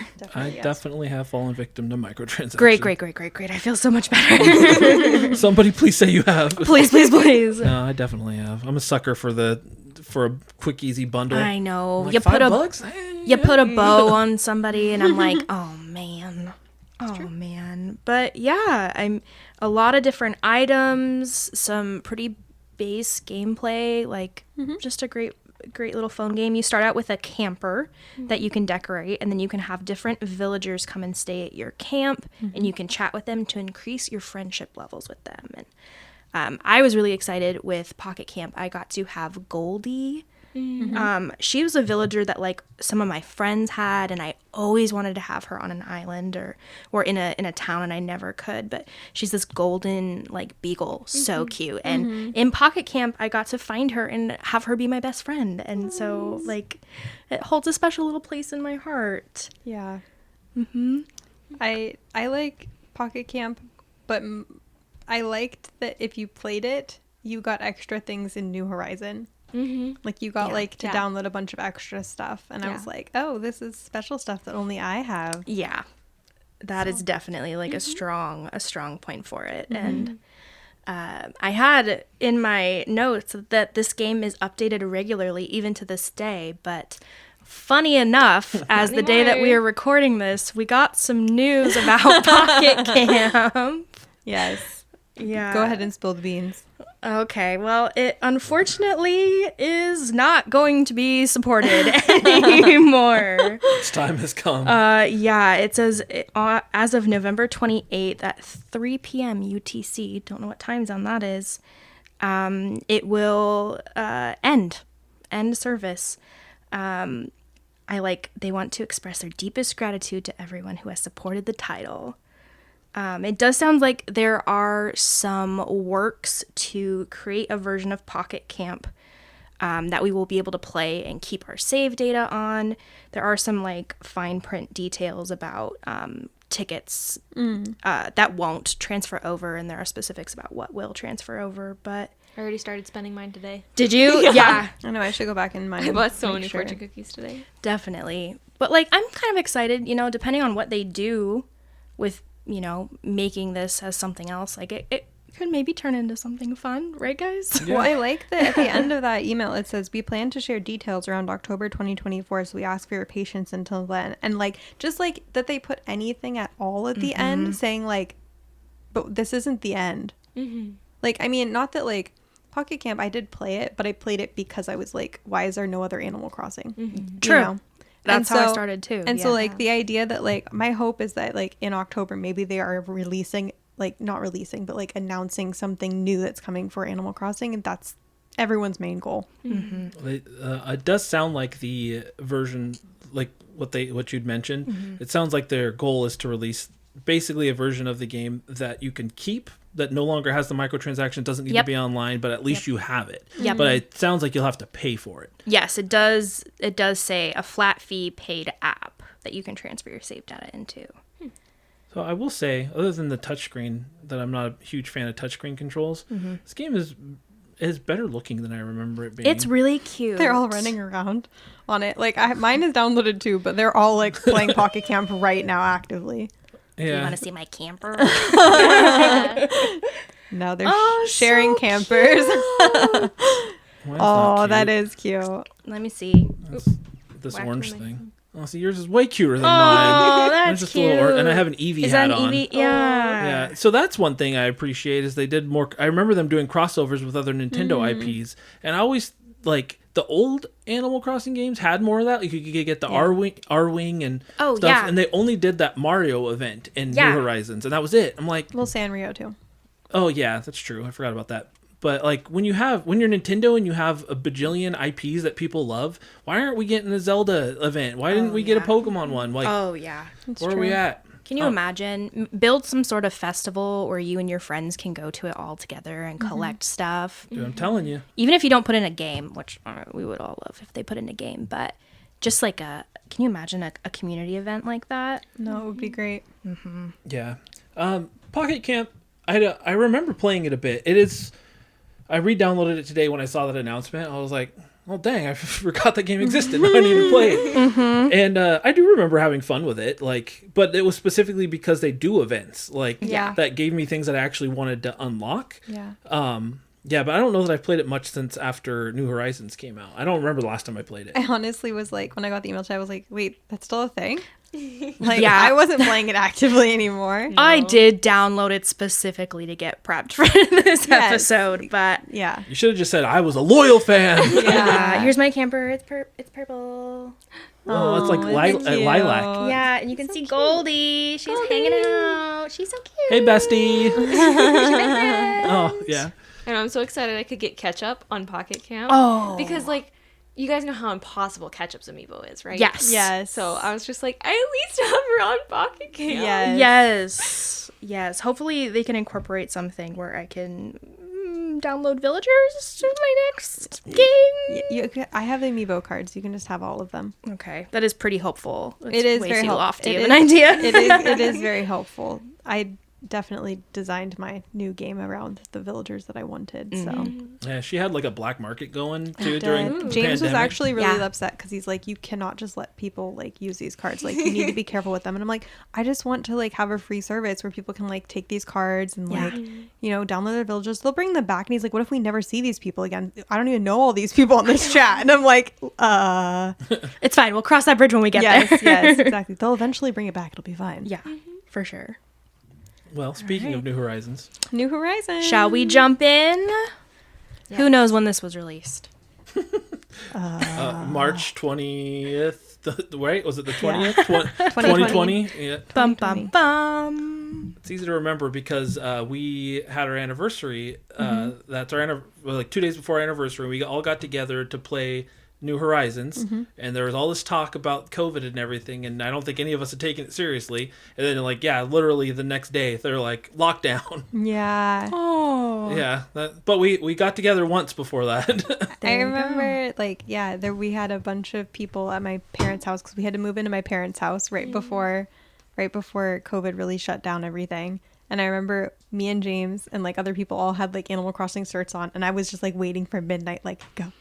And then like it finally dropped, and then I remember we had a bunch of people on calls, and I think Avery, your brother-in-law, his downloaded before everyone else's, so he's like, I'm playing it right now, and I was like, why isn't mine downloaded yet? And then like Alex Walters was there, and he was like, mine downloaded, and I'm like, why is mine the last one? And it was like so stressful, but no, it was a great time. It's a great time to be alive. Great time to be alive when you can all be connected the way we are. Yeah, I have on here that it was the second best-selling game on the Switch. Wow, that's crazy. I want to know what the first was. Yeah. Is it Breath of the Wild? Probably. Or Mario Kart, probably. If the pandemic did good for anything, it was Animal Crossing and Tiger King, because man, I don't think Animal Crossing was popular, but it is as popular as it is now because of lockdown. It's definitely true. This was the reason I got my own Switch, because like we had one, and like we don't need our own console. We take turns playing games together on it, but then with this game, and like you had your one Switch and that's your one island, I was like, well, I need to have my own. Yeah. Yeah, sorry, this ain't gonna work. Yeah. And then they made the Animal Crossing Switch, and so I let's see, Elijah went down and met Justin, and they like went to a Fred Meyer and got one for me, and so I got to have the so cute. Super cute Animal Crossing Switch. But like that's the whole reason like I have my own now, is because of Animal Crossing. Yes. Yeah. It's a great game. I mean, it has problems, and we will talk about them, but it did bring a lot of people together in a very weird time. Some peace to the world. Like, well, the rest of my routine is kind of up in the air and crazy, but I got Animal Crossing. Let's get up and start with those morning chores. Yes. You know? Yeah. I think this is, I don't know, maybe this is, it's hard because like nostalgia, is it too early for nostalgia with this game? I think everybody agrees that the last 4 years have been real weird. Yeah. so I don't think time has the same. It's like, this game has issues. It wasn't supported long enough. Yeah. It didn't have updates frequently enough. Yeah. And now it's like completely dead. Like, and that is very sad to me. But this game, like, it's the first game that I feel like I turned it on recently. I still do play it regularly because I still haven't finished my museum. But it feels like me. I turn on my thing and I'm like, I'm very proud of what I've done here. The terraforming, all the like the pathways, all of the like little gates and like the cute little spots in front of the villagers' houses that I made for them. I'm like, I am very proud of this. This is me. Yeah. And I don't feel like the level of customization, you couldn't do that in the last games. Like even New Leaf, like it didn't have that level. Yeah, like I believe there were items that you could place outside, but they were like specifically made for that. Where this one, the idea that you can put whatever you want anywhere you want. Let's make an outdoor cafe. Yes. Like that's what I've always wanted to do with all those different collections of furniture. Or you'd find it and you'd be like, well, this isn't really my style, but I like the way it looks together. Like build a space, find something to do with it. Yeah. Yeah, I that's definitely where I think this game is. Where it stands out on its own as being super good is its customization, the terraforming and being able to take and customize, like you said, customize your island and truly make it your own. I'm not the most creative person in the world. I've mentioned that already in this episode. I've mentioned it millions of times. But I still was able to create things in it. Like I had my own arcade area and stuff like that I was pretty proud of. But like watching like other people make theirs, there's some pretty crazy stuff that people have come up with. And like I like seeing like Jasmine didn't play it when we all were playing it, but like 2 years later she was like, now I want to play. And like watching her make hers too, like she makes all these ideas come to life. Like you can really make it whatever vibe your vibe is and make it feel that way. And it honestly is special because not a lot of games do that. Yeah. the fact of being able to move your house, being able to move villagers' Yeah. houses. You want a shopping center, you can kind of create a shopping center. You know, put stuff wherever you want it. That is really cool. Ultimate Yeah. creative mode. Yeah. And this game, like, really, like, truthfully, like, spawned the cozy gaming movement.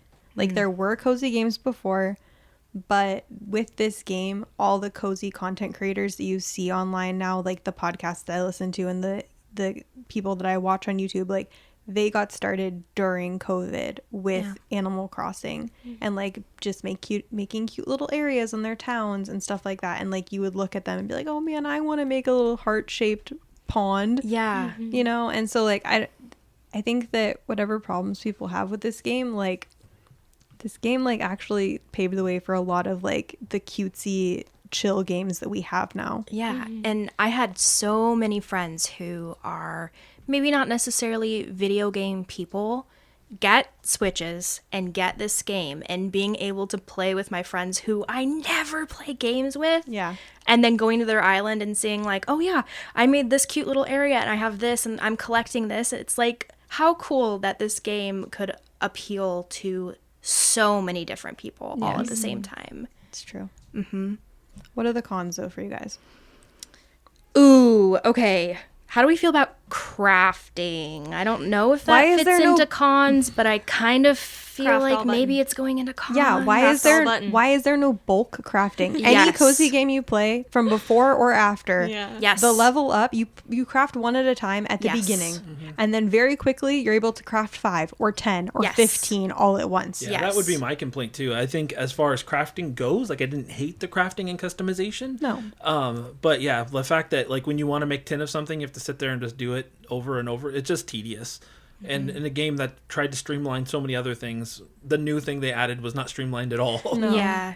I had a hard time because one of, I feel like, the integral crafting recipes was the cutting board. You needed that to build so many different recipes. And I would get all of these different recipes with that as a base component, but I could never find that recipe myself. And then, you know, so we're all playing online, we're trying to trade DIY cards with each other. And that was just such a hot commodity. Yeah. For forever, I feel like I missed out on kind of that crafting vibe because I just could not find that recipe. Yeah. That's enough to put a bad taste in your mouth. Yeah. Yeah. So then I just, like, didn't really use it so much, honestly. Yeah, you're like, I don't even really need this Yeah. aesthetic anymore, honestly. Yeah. Why would I spend time making tools when I can go buy cute ones from the store? Exactly. Yeah. Yeah. Yeah. You know, bringing in the ability to customize furniture and, like, I'm gonna make my low table and I want it the perfect shade of pink. So, like, you know, that was, like, something fun about it. I liked that. That you could bring it to Reese on that little island. Yeah. And he could fix it for you. Yeah. Yeah. That was really fun. I wish he was in the main game, I know. but whatever. I know. The little island, I am kind of sad a lot about that. Like, all these really fun characters, which you can still see if you go to the island, or if they, like, you know, some of them would come in and visit in your town square. Yeah. But I'm like, I miss having that, what were we talking about? Like, the community shopping Yeah. center Yeah. to where I can see everybody a little bit easier. Yeah. I also have a weird theory about, like, the not RNG, like a seed for those shops, because Yeah. I only ever get the same color of certain things at Kicks. Yeah. Like, I only ever get, like, a certain color of the bear backpack. Yeah. Or the ballet shoes. Like, Yes. I never No, get that's the other that's colors. specific to you. Okay. Yeah, it's like when you get the game, you are, like, assigned a random color, and so if you Yeah. go into other people's shops, they will have a different color. And that makes sense. And it's like that with, I can't remember exactly what they're called, but in the little ATM thing Yes. in the town hall, like, there's pastel sets of a lot of the different things that you can, like, use your tickets to buy. But I always got the set that was, like, the black, white, Yeah. red, and gold. Yes. And I'm like, I don't want those. I want pastel cuteness. Yeah. Yeah.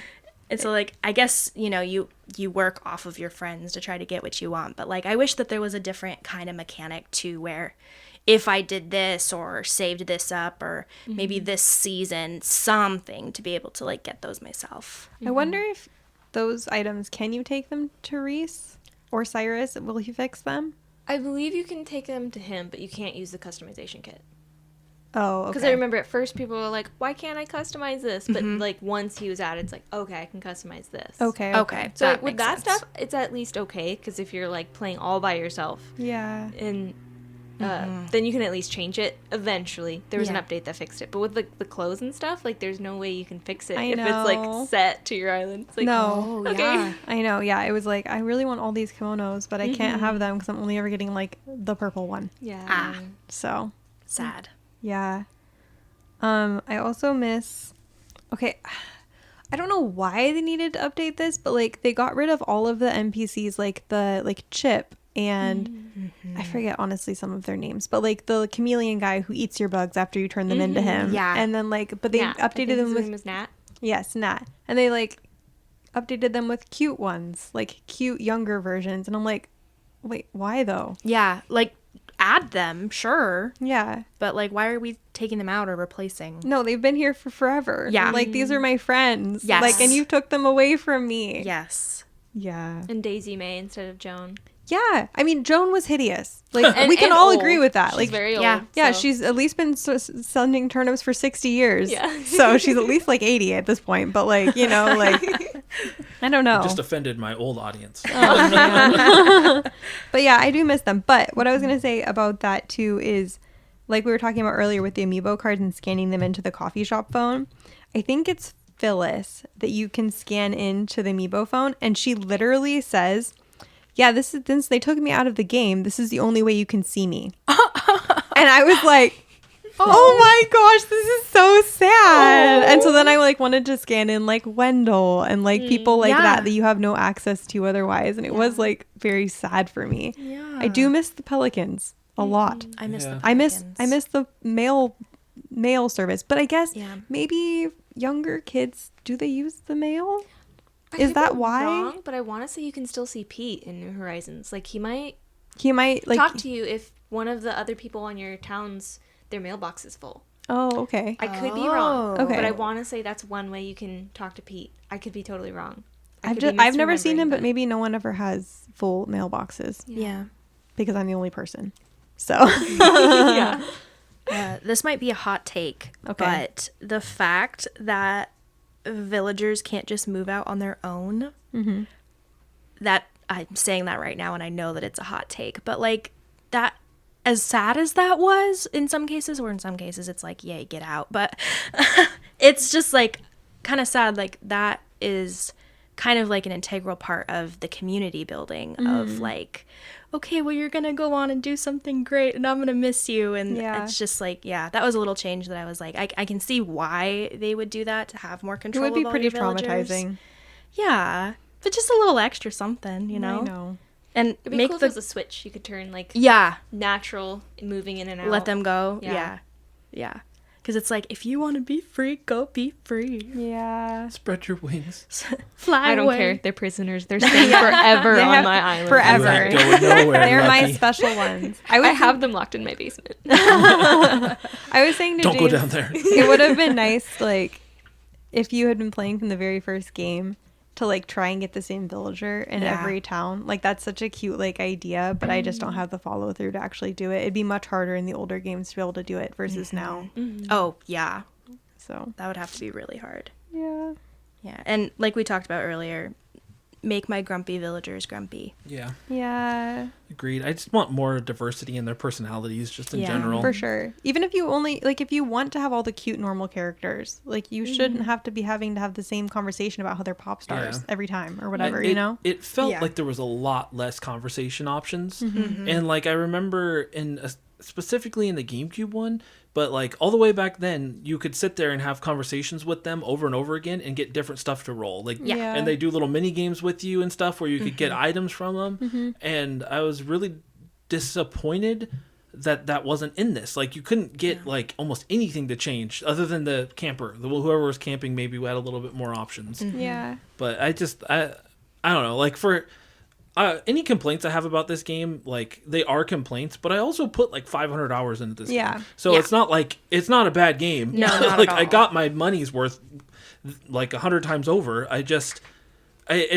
think because some of the other games did some things so right, and then when you see them like reverse that a bit, you're just like, what? Why did we lose that? Yeah. Yeah. Like, why couldn't you just put that in? Yeah. I did Definitely. watch one video and I forget what it was called, but it was like talking about like why New Leaf was so great versus why New Horizons was so bad or whatever. And like, I don't know if I fully agree with the hot takes that he had in it, but like he did say that like something that bothered him about the game was that so much of the game was aesthetics based versus the core tenets of the game being community and friends and family. And like in the older games, you did feel like these villagers are like, I'm very connected to them. Yes. I love them. Yes. They're my family. I want to log in every day to say hello to them. Versus like in this game, like you can't have that much of a relationship with them. It doesn't matter how many times you talk to them. You could let, you know, Phoebe, the Phoenix, leave your town and come back in, and she's going to say the exact same things to you. It's not like you've actually lost a friend that you have a bunch of stuff, a lot of history with. Yes. It's like just, it's the same character back again. And the aesthetics too, it's like I can customize more than ever, but it doesn't really matter because people coming over, there's no games to do here. There's nothing to do. It doesn't matter that they can come here. Yeah. It feels just kind of like empty. Although when you got to play with everybody and everyone had turnip prices and there was like Nookazon that started and it's like the black market. Like those are really cool things that people did to make this game fun. Yes. So many fun games like were created out of it, like the hide and seek tournaments or relay races, or I made a little amusement park and I had a game. You know how you could get the wheel and you could spin it, and I was like, if you can call a number and stop it on the number, I'll give you a prize. Oh, And, nice. like, a lot of really good fun things did come from like, you know, the community playing, but I just wish that they could have had that built into it a little bit more. Yeah, and I think that's probably what one of my biggest gripes was, because for a long time I couldn't even put my finger on what it was that I didn't like about the game. And like I think that is exactly it, because by nature I'm an RPG player. Like I'm a reader. I watch movies with heavy plot. Like I've never been one to I guess one of the better examples too is I love music with lyrics, because I listen to the lyrics. That generally speaking, the music aspect doesn't mean as much to me because I'm very lyrical. Yeah. So I'm all about conversation. I'm also an extrovert, so like I like that feeling. So when I think that's what I loved most about the old Animal Crossing games, was that the characters really felt like a part of the town. Yeah. And it's 100% missing in this game. It's very frustrating sometimes when like two of my favorite characters are the same personality type, and then I go and talk to them both and I'm like, well, this was lame. Yep. Yeah. You said I nothing think different. I have 5 normal types in my town, Oh, so no. Yeah. it gets really repetitive. Yeah. I mean, like, yeah, I literally got the Animal Crossing characters that I got this time based on aesthetic. I was like, their house looks cool. And it was not about anything else. It was simply their house is a cool thing. Yeah. So, I mean, that's kind of sad. I collected all mine. They were all like pinky Yeah. for my New Horizons island. I mean, and it's like, it's cool that you can do that. It's like, it's cool. awesome. Yeah. But it is like also still kind of like, it's missing something. Yeah, it's less about the community Yeah. and more about the looks, which again is not necessarily bad. It's just what's the heart of it. Let's just take New Leaf and New Horizons and squish them together. Squish 'em together. And then we get the perfect game. Exactly. Yeah. So. Exactly. I think that does bring us to the next question, though, which is like, if you could make like the perfect Animal Crossing game, what would you add to it? Bigger inventory. Oh yeah. Why do we even have an inventory limit anymore? I'm just like, Yeah. oh, this is so annoying. Or just like easy access. If you don't want something, you can make it go into a drawer in your house, so Yes. you don't have to walk back to it. Yeah, auto like send to storage or something so that I can have a day where I'm, you know, decorating and grabbing the sticks and the rocks and catching bugs, and I don't have to keep running back and forth to like deposit those items. I would definitely love to bring back something like the Tortimer Island, like some sort of activity that you and your friends can go and do just to hang out with your friends and but have a goal that you're doing. Yeah. You know? Yeah, I like anything multiplayer that actually gets you to play together a bit more. I think is a major plus. Something I've always thought would be kind of cool is if they figured out a way to integrate people's different islands or whatever a little bit more, like almost make it like you can create your own big like city or something. Oh, that'd be where cool. maybe they can't always access it, so they can't destroy it, but like almost like you have an interconnecting ability to it. Yeah. Just to kind of make it like you can create your own community with your other friends and stuff. Like, yeah, maybe they can't really mess with this area. But I think like Stardew Valley, like I like multiplayer Stardew Valley, and I like that you can have your own section of the map and stuff and work off of each other, but still experience the game together. And I'd like something a little bit more like that. Like, I don't know how it would work, and this is probably a pipe dream, but just the idea of being able to really play Animal Crossing together to some extent is really cool to me. But then if everyone stopped playing, Well, that's why it'd still be it would separate. be okay. But like it'd be so lonely. Yeah. Separate but together. I wish that there was. I think that is. It's not something that I think Animal Crossing is meant to be played as a community game. It really is, especially now. And so, I put down on here like I would like if there was a way to be able to make money without doing turnips, or like be able to like do things like to be able to not have to have that community, because once all the community dropped off, I was like, I don't really need to play this as much anymore. Like there's nothing really drawing me back in. Yeah. That's a fun idea, like a job center. Yeah. Because, like, obviously, you know, in the early games, you could work for Tom Nook and, and work at the cafe and stuff. But that would be, like, a fun idea of, like, here's some things you can do and pick one and this is your job for a while. Yeah. That would be fun. Because I don't remember if it was just original GameCube, but once you're done working for Tom Nook, you can ask the villagers, like, hey, is there anything you want me to do? Oh, And yeah. then you can do, like, all of these errands for them, and, like, they'll I love either stuff pay like you that. or, like, give you presents and stuff. So. Yeah. Yeah, I like stuff like that too.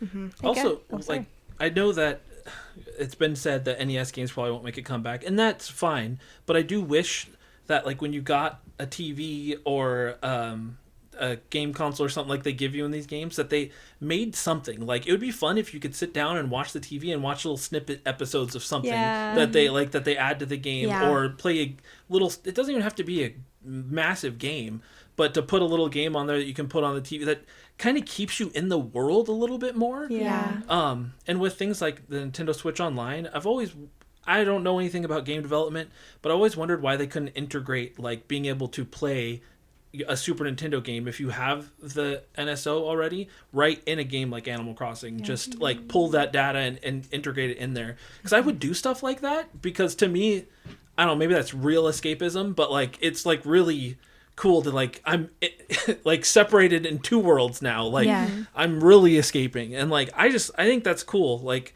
I wish they would just bring that, make the world feel even more alive.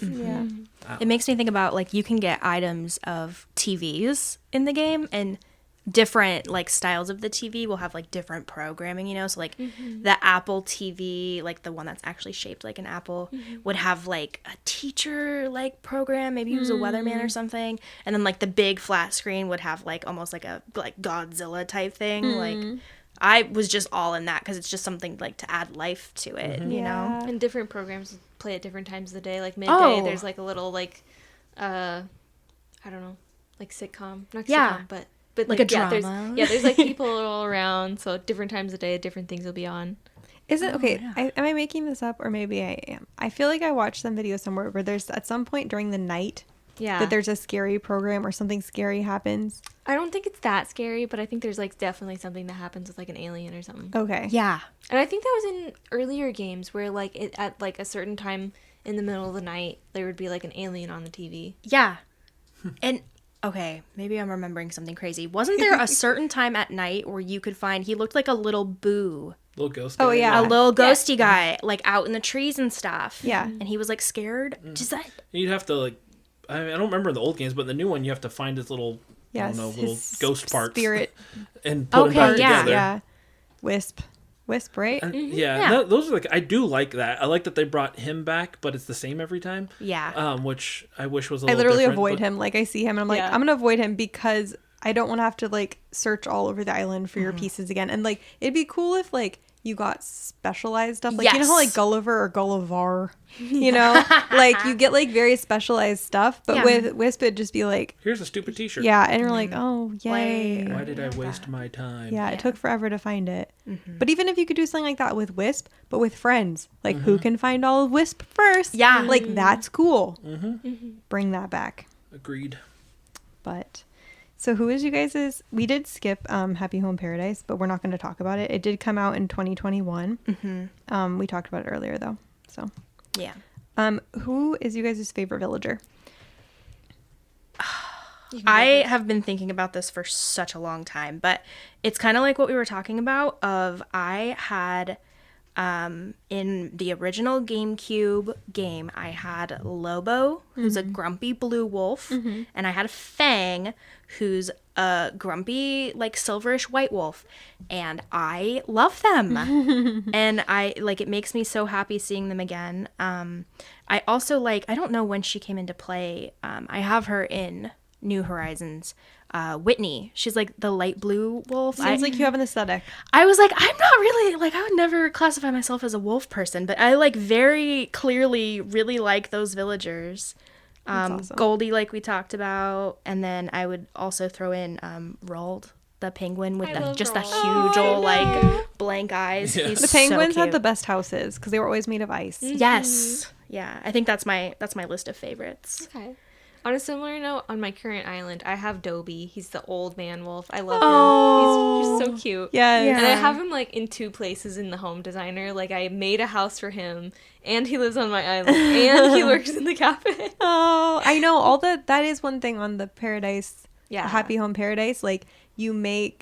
You make these facilities on the island, and then you can have the people that you've designed homes for work in it. Yeah. And it's so awesome. I love that. I'm little like, job yes, thing. work in my cafe. Yes. This is so great. You would be a great chef. Yes, exactly. I also like that I can move villagers that I liked them, but I don't want them on my island. I can move them over there. Yes. You're going to have a house here now. Yeah, you're gonna love it. It's gonna be great. My other favorites on my island, I have Melba and Molly. And I also have recently really liked Pecan and Renee. And what are all their types? Personality types or animal types. The animal types. Melba is a little koala. Oh, cute. Molly's a cute little brown duck. Pecan is a squirrel. She's a snooty type, but she's got that killer winged eyeliner. Cute. And Renee is I forgot, is it sisterly in English? I always think of it as Uchi yes. type. Yeah, but Renee is a sisterly horse with cute little piercings on her ears. Oh, and I just thought she was cute. so edgy. I'm yes, Renee. I love her. Yeah, Renee. Oh. Nice. But growing up, I always loved Blue Bear. She was my favorite Yeah. villager. I was So cute. she's so cutesy. So cute. It's Yeah. so weird to me that they have the grown-up versions and they have bear type, but they also have Yeah, bear the cub cub type. type. I Yeah. love Yeah. something this is totally tangent, but something that I guess kind of bothered me about New Leaf was how tall our character was all of a sudden, because we used to be kind of short. Yeah. we were only two heads tall, head and body, and then in New Leaf we're suddenly 3 heads tall. The body got a lot longer. Yeah. And I was like, I'm too tall. I'm not this tall. It's I 'cause you had to have identify pants small. now. Yeah. Gotta make room for the pants. Yes. And the fancy boots. Yes. So it's okay. It's true. My favorite villagers, I feel like I had her in GameCube original, and then I also had her in my island before I replaced them all with chickens in New Leaf. And this one is Marina, the pink octopus. Oh, she's so cute. She's so cute. Her house love is her. kind of boring, but she's normal type, so how crazy can she really be? Yeah. I also really love Knox the chicken. He's a grandpa. And the inside of his house is a church with a bunch of crypts in it. And it's so cool. I love it.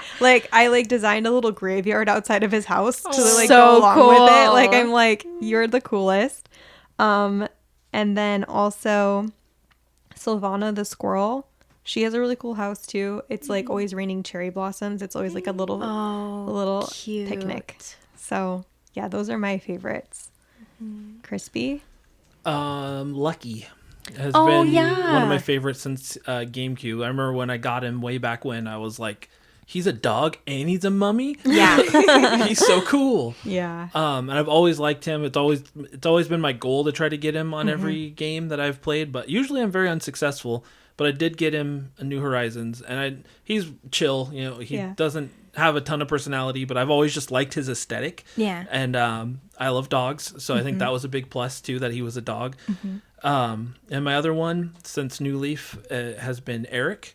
He's The reindeer? yeah. Oh, I don't he's know. so cute. When I started New Leaf, I remember he was in my village, and there's something about I just like his personality, and he'd write me letters all the time in New Leaf, and I was just like, this dude's my homie, and I think he's like just a great character, and aesthetically, like I think he's a cool and he's just very chill, and I've never got him in New Horizons.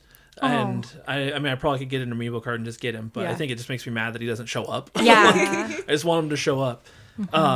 But those are my favorite. There are some other really cool ones, like what's the metal octopus? Cephalobot, yeah. That's Jasmine's favorite, and I think he's really cool. Kabuki's really cool.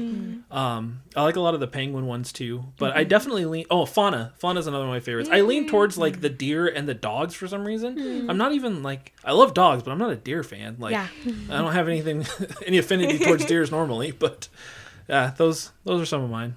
Yeah. Cool. They are really cute. It's nice because everybody plays Animal Crossing differently, so like other people will go towards certain things. Although I think it's really sad that I forget what his name is, but the little octopus that is shaped like a takoyaki. I know. And he has a little like toothpick in his head, like 'cause you can eat him. And I'm like, oh. I don't know what his name is though. I should know his name because I have him on one of my Happy Home houses. Yeah. I don't remember his name, but I love him. It's something obvious, I'm sure. It's not Zucker, is it? That's the other one? Oh. Or is that him? Zucker's the angry one? He's the angry one. Okay. That's the only other octopus name that's coming to mind. Yeah. I should know. Yeah, Elijah has him, but I can't remember. Yeah, I can't remember. But you feel bad for him. Yeah. For sure. How do you guys feel about dream towns? I never really got into them. Like, I didn't really... No, it is Zucker. Okay, sorry. Oh, good. But it is Okay. Zucker. Yeah. Yeah. What's the angry one then? Octavian. Is it? Yes, that's Good job. definitely right. Yeah. Yes. Thank you. Yes, dream towns. I like doing the random ones recently. Yeah. Like, I'll just, like, be like, take me to a random one. I'm like, this place is crazy. Yeah. Some of them are really boring, but some of them are, like, really pretty. Yeah. And then I went to this Christmas-themed island Yeah. that just made my game chug. Like, the frame rate was so slow. I was like... What is this? Dream towns? Yeah, what is Dreamtowns? You go to sleep in your bed, and then Luna comes, and she's just like, you want to see a dream of an island? And it shows you somebody else's island? Yeah, and you can choose idea you this can was in the choose to game. publish your island so that people can come to it and visit. This is this came later then, right? This was in New Leaf as well, at Yes. least, because Luna had a shop on the main street. I Yes. don't know that I ever did that. I don't remember this. Oh, well, Interesting. it existed. Yeah, I never really did it either, but I should. But did Wendell also do it? No, what did Wendell do? He did something with sleep, didn't he? Was it he was always sleep? Maybe he was sleeping. Maybe he brought designs from other people. I don't know what Wendell did, but he did something. He always had a cap on like he was sleeping though. Maybe Yeah. he was in the towns when you walked or I don't know. Someone will find out. Yeah. But yeah, I feel like in New Leaf I liked doing them, but in New Horizons I always got stressed out because I was like, I could never do that. Like I was like, I don't even know how you did that, but I feel stressed out by it. So like, I don't know. Like I do well when I don't have to compare myself to other people. So then I'm like, my town looks great by itself. But then as soon as I go to someone else, I'm like, oh, why didn't I do that? That's how I feel too. Yeah. I'm like, I'm so proud of everything I built here. And then I go visit somebody else's and I'm like, oh, no one can ever come to my island. Oh, You yeah. never did dream towns, like even like I remember in New Leaf, like I'd go and visit like horror islands or like there was like ones that would be published online. Like they would make articles about them. They're like, you should go visit this town. So you'd like plug in the specific dream town that you wanted to go to and you'd like walk around and they'd be like so scary or like so cute.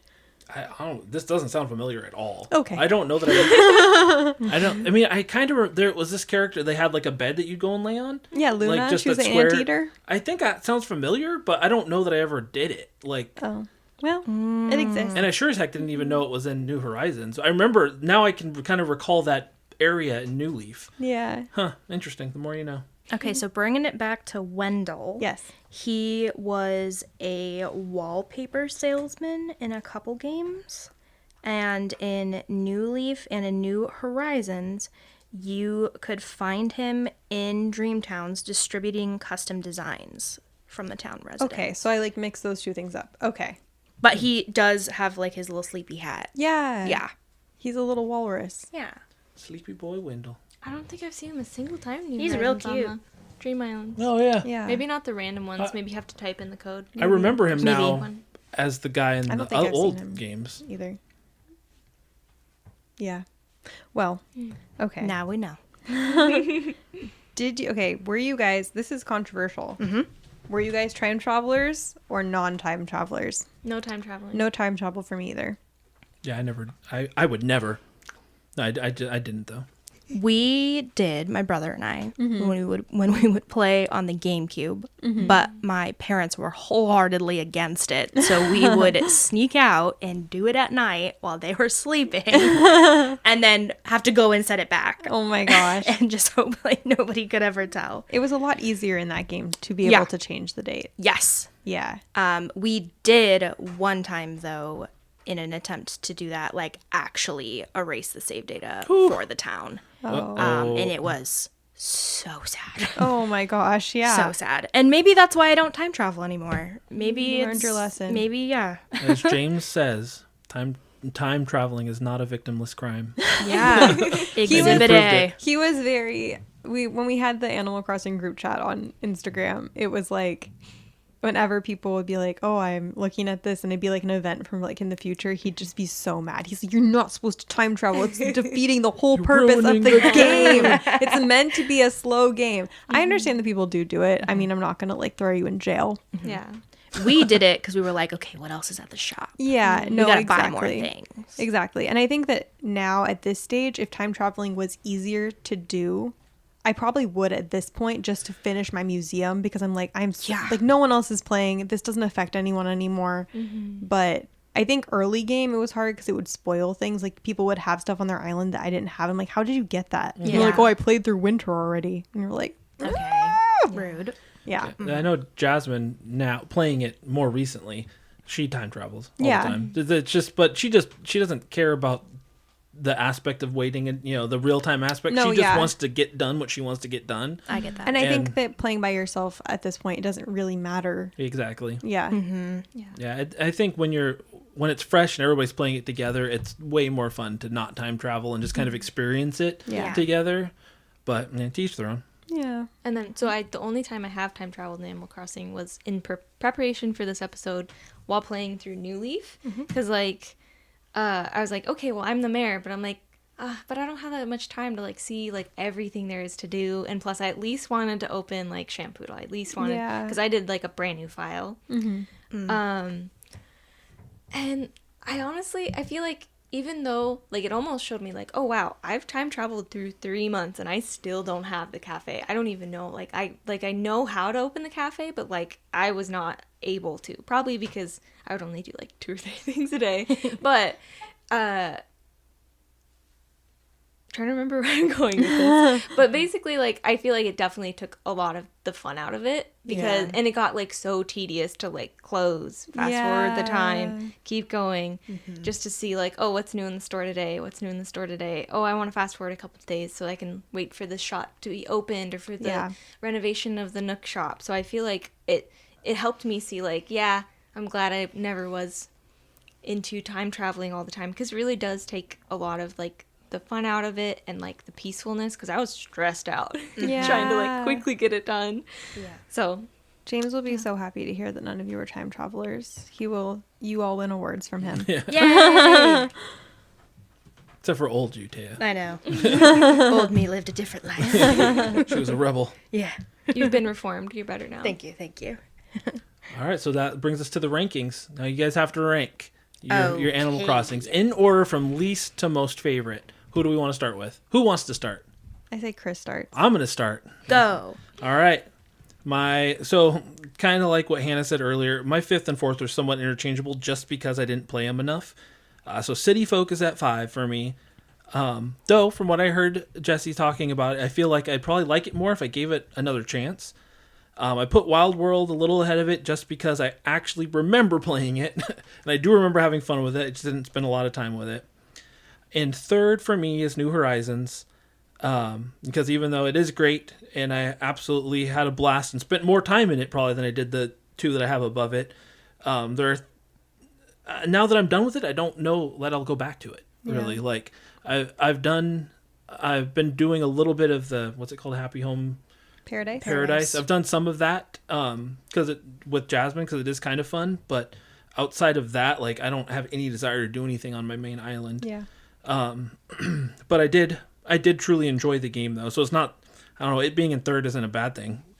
And then GameCube is number 2. I absolutely adore the GameCube one, and even though it might look bad by today's standards, I like that look to it. Like, it's very nostalgic for me. I have a heavy dose of nostalgia for the GameCube, in that era in general. And there's obviously a lot of things I love in it, like the NES games, and just the villagers, like we've talked about. Their vibe is completely different, and I really like it. And then New Leaf is my number 1. I probably the game I put the second most time into. I restarted it multiple times. It's a game that I feel like I could go back to and play again. Probably the easiest out of any of the 5. I feel like if I started it again, I would have fun doing things again. And that, to me, is what makes it stand out above the rest. But that's my 5. Good job. Thank you. Nice. Taya, I just ranked them on my phone right now. do it. So we'll see how I feel. I put Wild World at number 5 because I did not play it. Okay. And then I put City Folk at number 4 for kind of the same reasons. But I do think City Folk had just like a little bit more new tools in your experience about it. It's why I decided to flip it. I put, this is where I'm still at war with myself, but we'll go with what I have written down. I put the original Animal Crossing at number 3, which feels like a crime because it is so nostalgic. But I did put New Horizons at number 2 because the full customization, like you can't beat that for what it is. And it is a beautiful game, a lot to do to it. And kind of similarly, I put New Leaf at number 1 just for the playability with your friends and just like a few of the mechanics in there I really loved and miss. Nice. Good job. Great. Good number 1. Thanks. I honestly feel like the ranking I had, I've changed some of my feelings throughout this discussion. And I feel more at peace to put things in more honest places, if that makes sense. Okay, yeah. So contrary to popularness, my probably number 5 would be New Leaf. And I think I understand why, because I didn't have that community, that social aspect. Yeah, that makes a lot of sense, honestly. That makes perfect sense. Just the mayor mechanic really didn't add much for me, because basically I can just do like ordinances and then like Public Works. put stuff outside. Yeah. Yeah. Whereas for me, it was a way that I could be like, little brother, you can't say where that light post goes. Yeah. And just like, there's just a few things that I was just like, this doesn't add that much for me, or it like takes away other things that I really enjoyed. There is a lot of stuff that it did add and improve. I honestly really love like the room decoration. Like that was already a big upgrade from the earlier Animal Crossings. And I liked the diving. I spent probably the most time in that game just diving. We didn't even talk about diving, but Diving is- definitely fun. Diving is That is important. my honorable mention. Like diving was great. Yes. And I don't have much more to say about New Leaf, because one day, no, not one day, but I will live through your guys' nostalgia of playing it with others. Yeah. There we go. And then I'm not sure if I want to put OG GameCube at number 4, but I think I will, just because booting it back up, it's a little clunky for me. Oh, it is. Like, it's not the most pleasant to play nowadays, but if I can't sleep at night, that is what I am putting on. Yeah. A long play of original Animal Crossing. Yeah. It's so peaceful to listen to. So peaceful. I love the sounds. I love the aesthetic. It's so cute. It brings me back to my Animal Crossing roots, and I'm just so happy.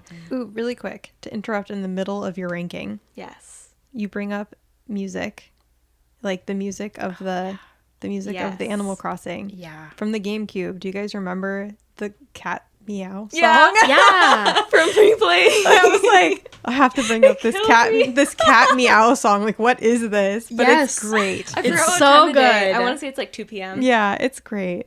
Yeah. So, yes, you can continue now. Yeah. Let's see. Third is Wild World. Because it's a really good game. I like the improvements it made from GameCube. And I like, again, a lot of just the vibes of DS. It's just so lovely. And I feel like Wild World music is peak Animal Crossing music for me. Just like, it improved a bit on GameCube's music, but then like definitely where like the background music is today, I'm like, I'd rather listen to the older soundtracks. Yeah. I do kind of get that. Yeah. And I already mentioned this earlier, but the introduction of Shampoodle, I love Shampoodle. But the reason it's at 3 is because of the shared house. And plus, again, like the graphics are a bit crunchier, and like playing on handhelds, honestly not as comfortable for me as just booting it up on the TV, because I'm not bringing my DS with me places. I did a few times while I was playing through for this podcast, but in general, I'm usually not going to pull out a DS most of the time. So that brings me to New Horizons being my number 2. And the reason is because it's just so easy to boot it up. If I want to play Animal Crossing, it's so accessible just to put it on my Switch, just to plug it in. If I'm going to go to a friend's house, I'm going to bring this with me. I'm not going to bring my Wii U or my GameCube. So it's really easy. I love all of the additions. I love all the things that it's added. But it's not my favorite just because, like, there's a lot of charm that was taken away from the other games. But yeah, so I would put it personally at number 2. And it might be the nostalgia talking, but for me, City Folk is number 1. Like, I had so much fun replaying this game. I'm happy for you. Because, like, when I was thinking about replaying the games, or when... Actually, let me clarify. When I heard that, like, City Folk is... like the least popular game. It is the most hated on Animal Crossing game outside of mainline game. Except Amiibo Festival. Yes. Poor Amiibo Festival. Poor Amiibo Festival. When I heard it was like the least popular, I was just like, hey, I really loved City Folk. And so I had to like prove to myself, like, wait, am I just being contrary? Am I just trying to be that girl who's like, actually, City Folk was my favorite? But replaying it really proved to me, like, it wasn't just like out of spite. It wasn't out of nostalgia. Like, it's a really good game to me. Like, I like how quickly you can progress, yet I still want to keep playing. And I like want to log in every day to see these events that are happening, like, just often enough. So awesome. City Folk's my number 1. You have successfully made me want to play City Same. Folk. I hope it lives up That to is why I bumped up City Folk. I really hope it lives up to what I'm saying. Yeah. Maybe I'm delusional. No. Nah. Delulu. Delulu is my Salulu. That is what the kids say. Yeah. All right. So my ranking, I feel like, is kind of boring. But okay. I did not play City Folk at all, even in preparation for this, even though I had like a year. So I'm not even putting it on my ranking. It's not. Ouch. It's not even number 5. It's off of it. Ouch. And I played Wild World a little bit. I liked some stuff from it, but again, I did not. For me to feel like I played an Animal Crossing game, I need like 100 hours in it, and I don't feel like I did that. I did not do it justice, so it's also off my ranking. Okay.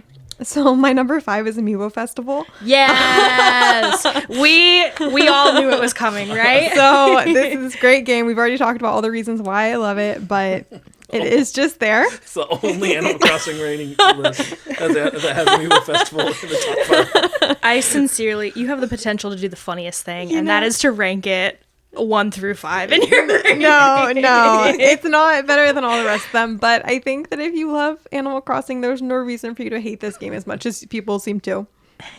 Okay, number 4 is, even though this is technically part of New Horizons, Happy Home Paradise, just because it made me cry because of the KK slider stuff. Like, I do have a lot of happy feelings for it. I love you could go to work from your airport and they're like, do you want to go to work? And you're like, yeah, and you go there. I love having a job. Yeah. So I loved being able to build up that town and make everything pretty. I loved all of the glowing moss items that you could only get from Happy Home Paradise. The vines. Yes.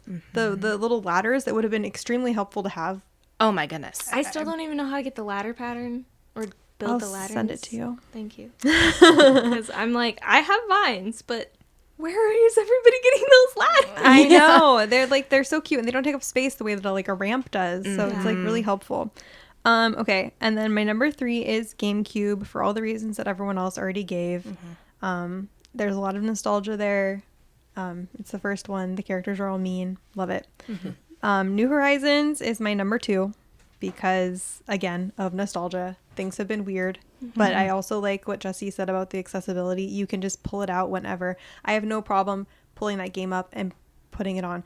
I do think possibly why I like it so much is because all of the other games I've had, I have not had them digital. I think that is something that is important to this, because if I have to pull the game cartridge out and stick it in, I just simply won't.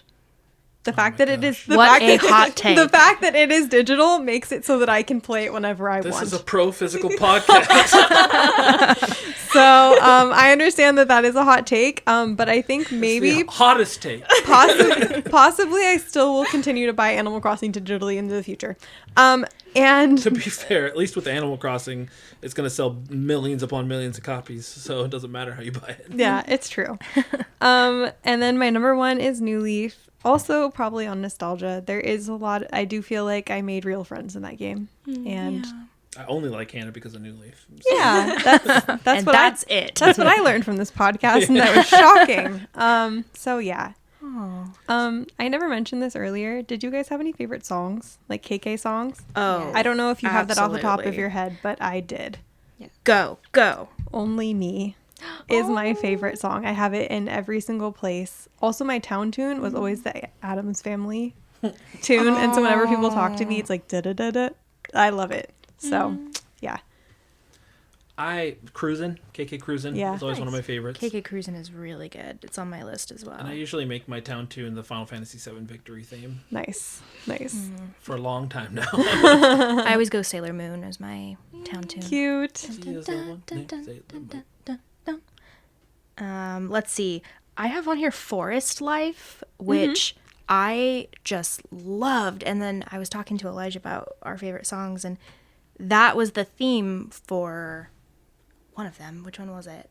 Wild World? I don't remember, but I know it is the theme. Yeah. Yeah, and I was like, well, that's why I love it, is because it's literally the music from one of the older games. Yeah. Bubblegum KK. Classic, Yeah, right? it's so obvious, good. It's great. It's a classic. So good. As soon as I hear it, I'm just so hyped. Yeah. Yeah. And which one? You said KK Cruisin'? Okay, I also have Drive-In. Yeah. Super good. So when I played Wild World on my DS, I discovered Steep Hill, and I literally would close my DS with my earbuds in the car and listen to it on repeat for hours. I love it. I was so obsessed with Steep Hill. So cool. At this point, I would honestly maybe say my favorite's Animal City, because it reminds me of city folk. It's the city area song. And I was listening to Animal Crossing music while I was getting ready today. And that one came on. I'm like, I love it. Yeah. Makes me so happy. I also, while we were waiting, is Cap'n gonna be in the game? I would play Marine Song 2001. Yes. Blasting it by the sea, being trying to solve it. Oh my god! Come sing to me! I love the lullaby versions of the songs too. Yeah. I would always Yes. put the lullaby. I made my bedroom was all the mermaid stuff, and so I'd play it the lullaby versions of the songs, and I'd just be vibing. It'd be the same thing. I'd just turn it on full blast and then just walk around my house and clean. Yep. Yeah. So Stale Cupcakes is also a really good Yes. song. Oh, yeah. yeah, there are some. There's just There's so too many good there's so songs, many, but- but they're all so good. Yeah. Cafe I do- KK. I do wish that there was a way to make KK songs play in the background instead of actual music sometimes. Yeah. I feel like I don't get to hear them enough. A million boom boxes Yeah. everywhere. We have a phone. on a loop. Why can't we play Yeah. KK Put Spotify? put our little Genius. earbuds in. Yeah. Oh man, that would be super smart. Yeah. We don't even need an MP3 player. No. There's a phone. You built the Ready. phone into the game. Give Yes. us the music. Give out. us Spotify. Give us what we want. Yeah. Give the people what they want. And that can be how we can bring back Cap'n. I don't know, Yeah. Spotify. Why do I think of a frog when I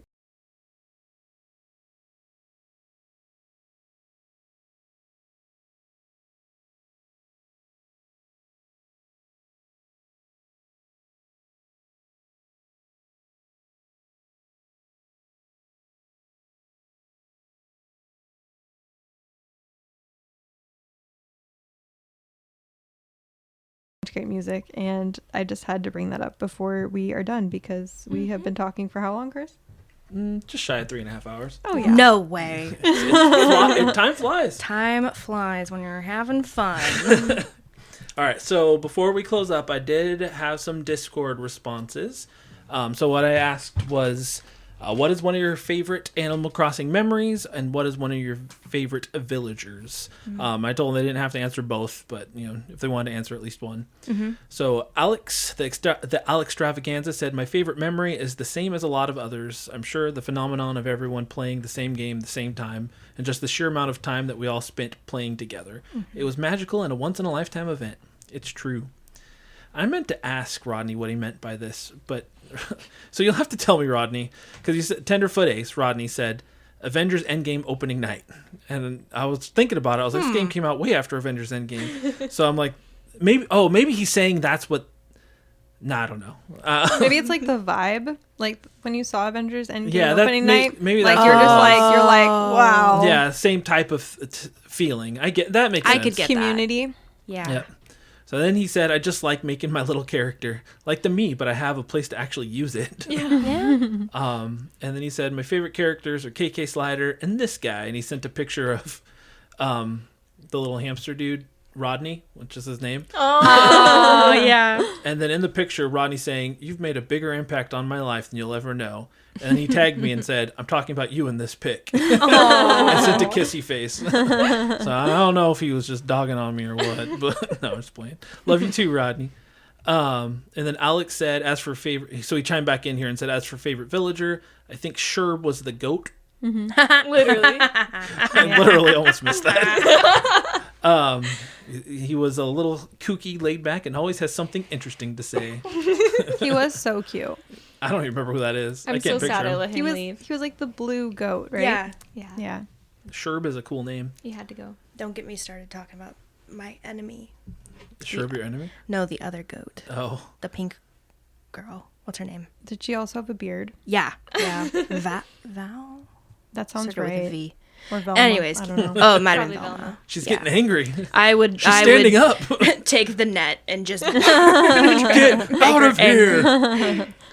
All right. Ryan said, I spent so much time fishing in this game. I remember trying to catch each month's bugs and fish and staying up late the last day of the month just to get the ones I was missing. Yeah. Since it was leaving at the end of the month. Catching the stringfish like an hour before March ended was legendary. Yeah. And my favorite villager is the sea bass. No. And then he crossed it out. C and said, plus. yeah. Oh, seriously. And he said probably Cube the penguin, but I also like Sherb the goat. Cute.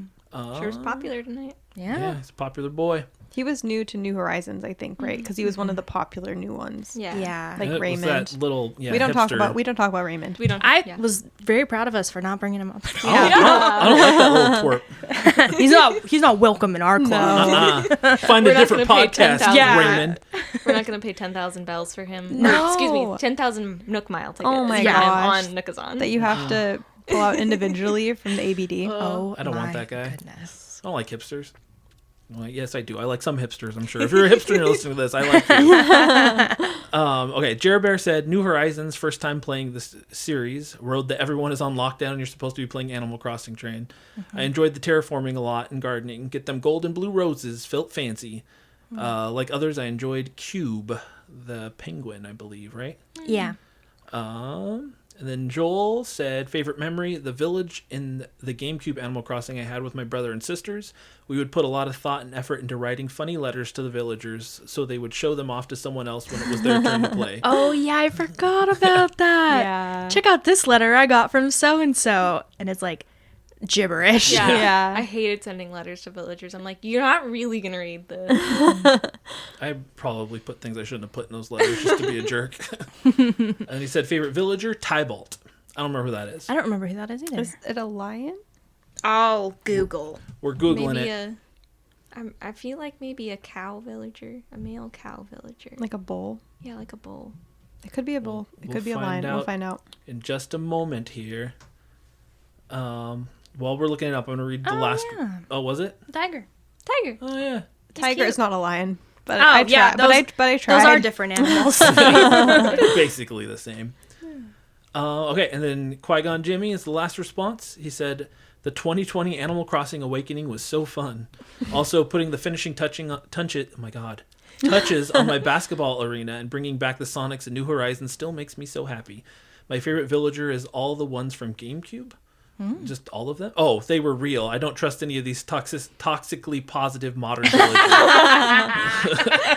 So he's just saying that he doesn't trust any of the new ones. I get it.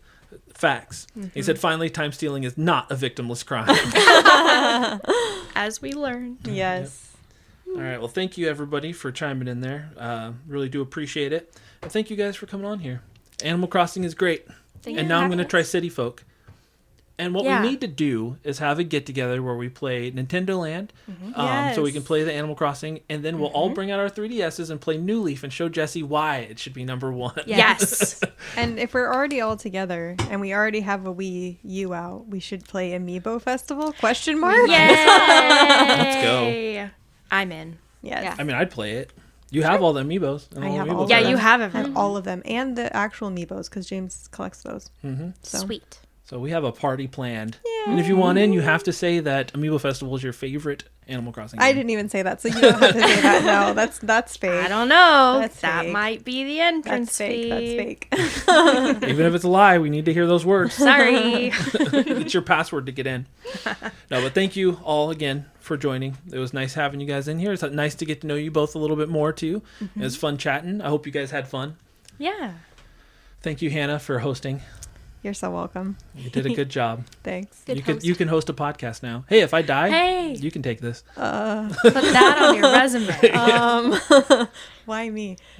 Why not? That's it. And No on that response? note, I'm just staring at you. And we're done. Yeah. All right. Well, then, once again, thank you guys. I do appreciate it. And then for the next episode coming up here in a couple weeks, we're going to be talking about the Wii, some of the most rare and expensive Wii games. So you have that to look forward to here in a few weeks. Otherwise, remember that you can follow me, X Button Gaming, on Instagram, Twitter, I guess it's X, whatever it is.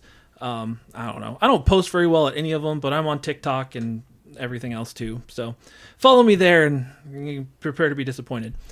But if you go to PAX, make sure, because PAX is in next weekend? Yeah. Next weekend, if you go to PAX, follow the Discord and tell us how your experience was. Yeah, for Because sure. we're all going. Yeah, if you go a different day than Saturday, let us know how it was. And if you go Saturday, meet up with us. Yeah, we all are going to be wearing X Button Gaming shirts. Heck yeah. We're going to be repping. Also, check out the YouTube channel, because I did post a video recently. And I have done a very bad job of posting a video and then not mentioning it anywhere that I did it. So check it out. But anyway, thanks again, everybody. And remember to always press X to continue.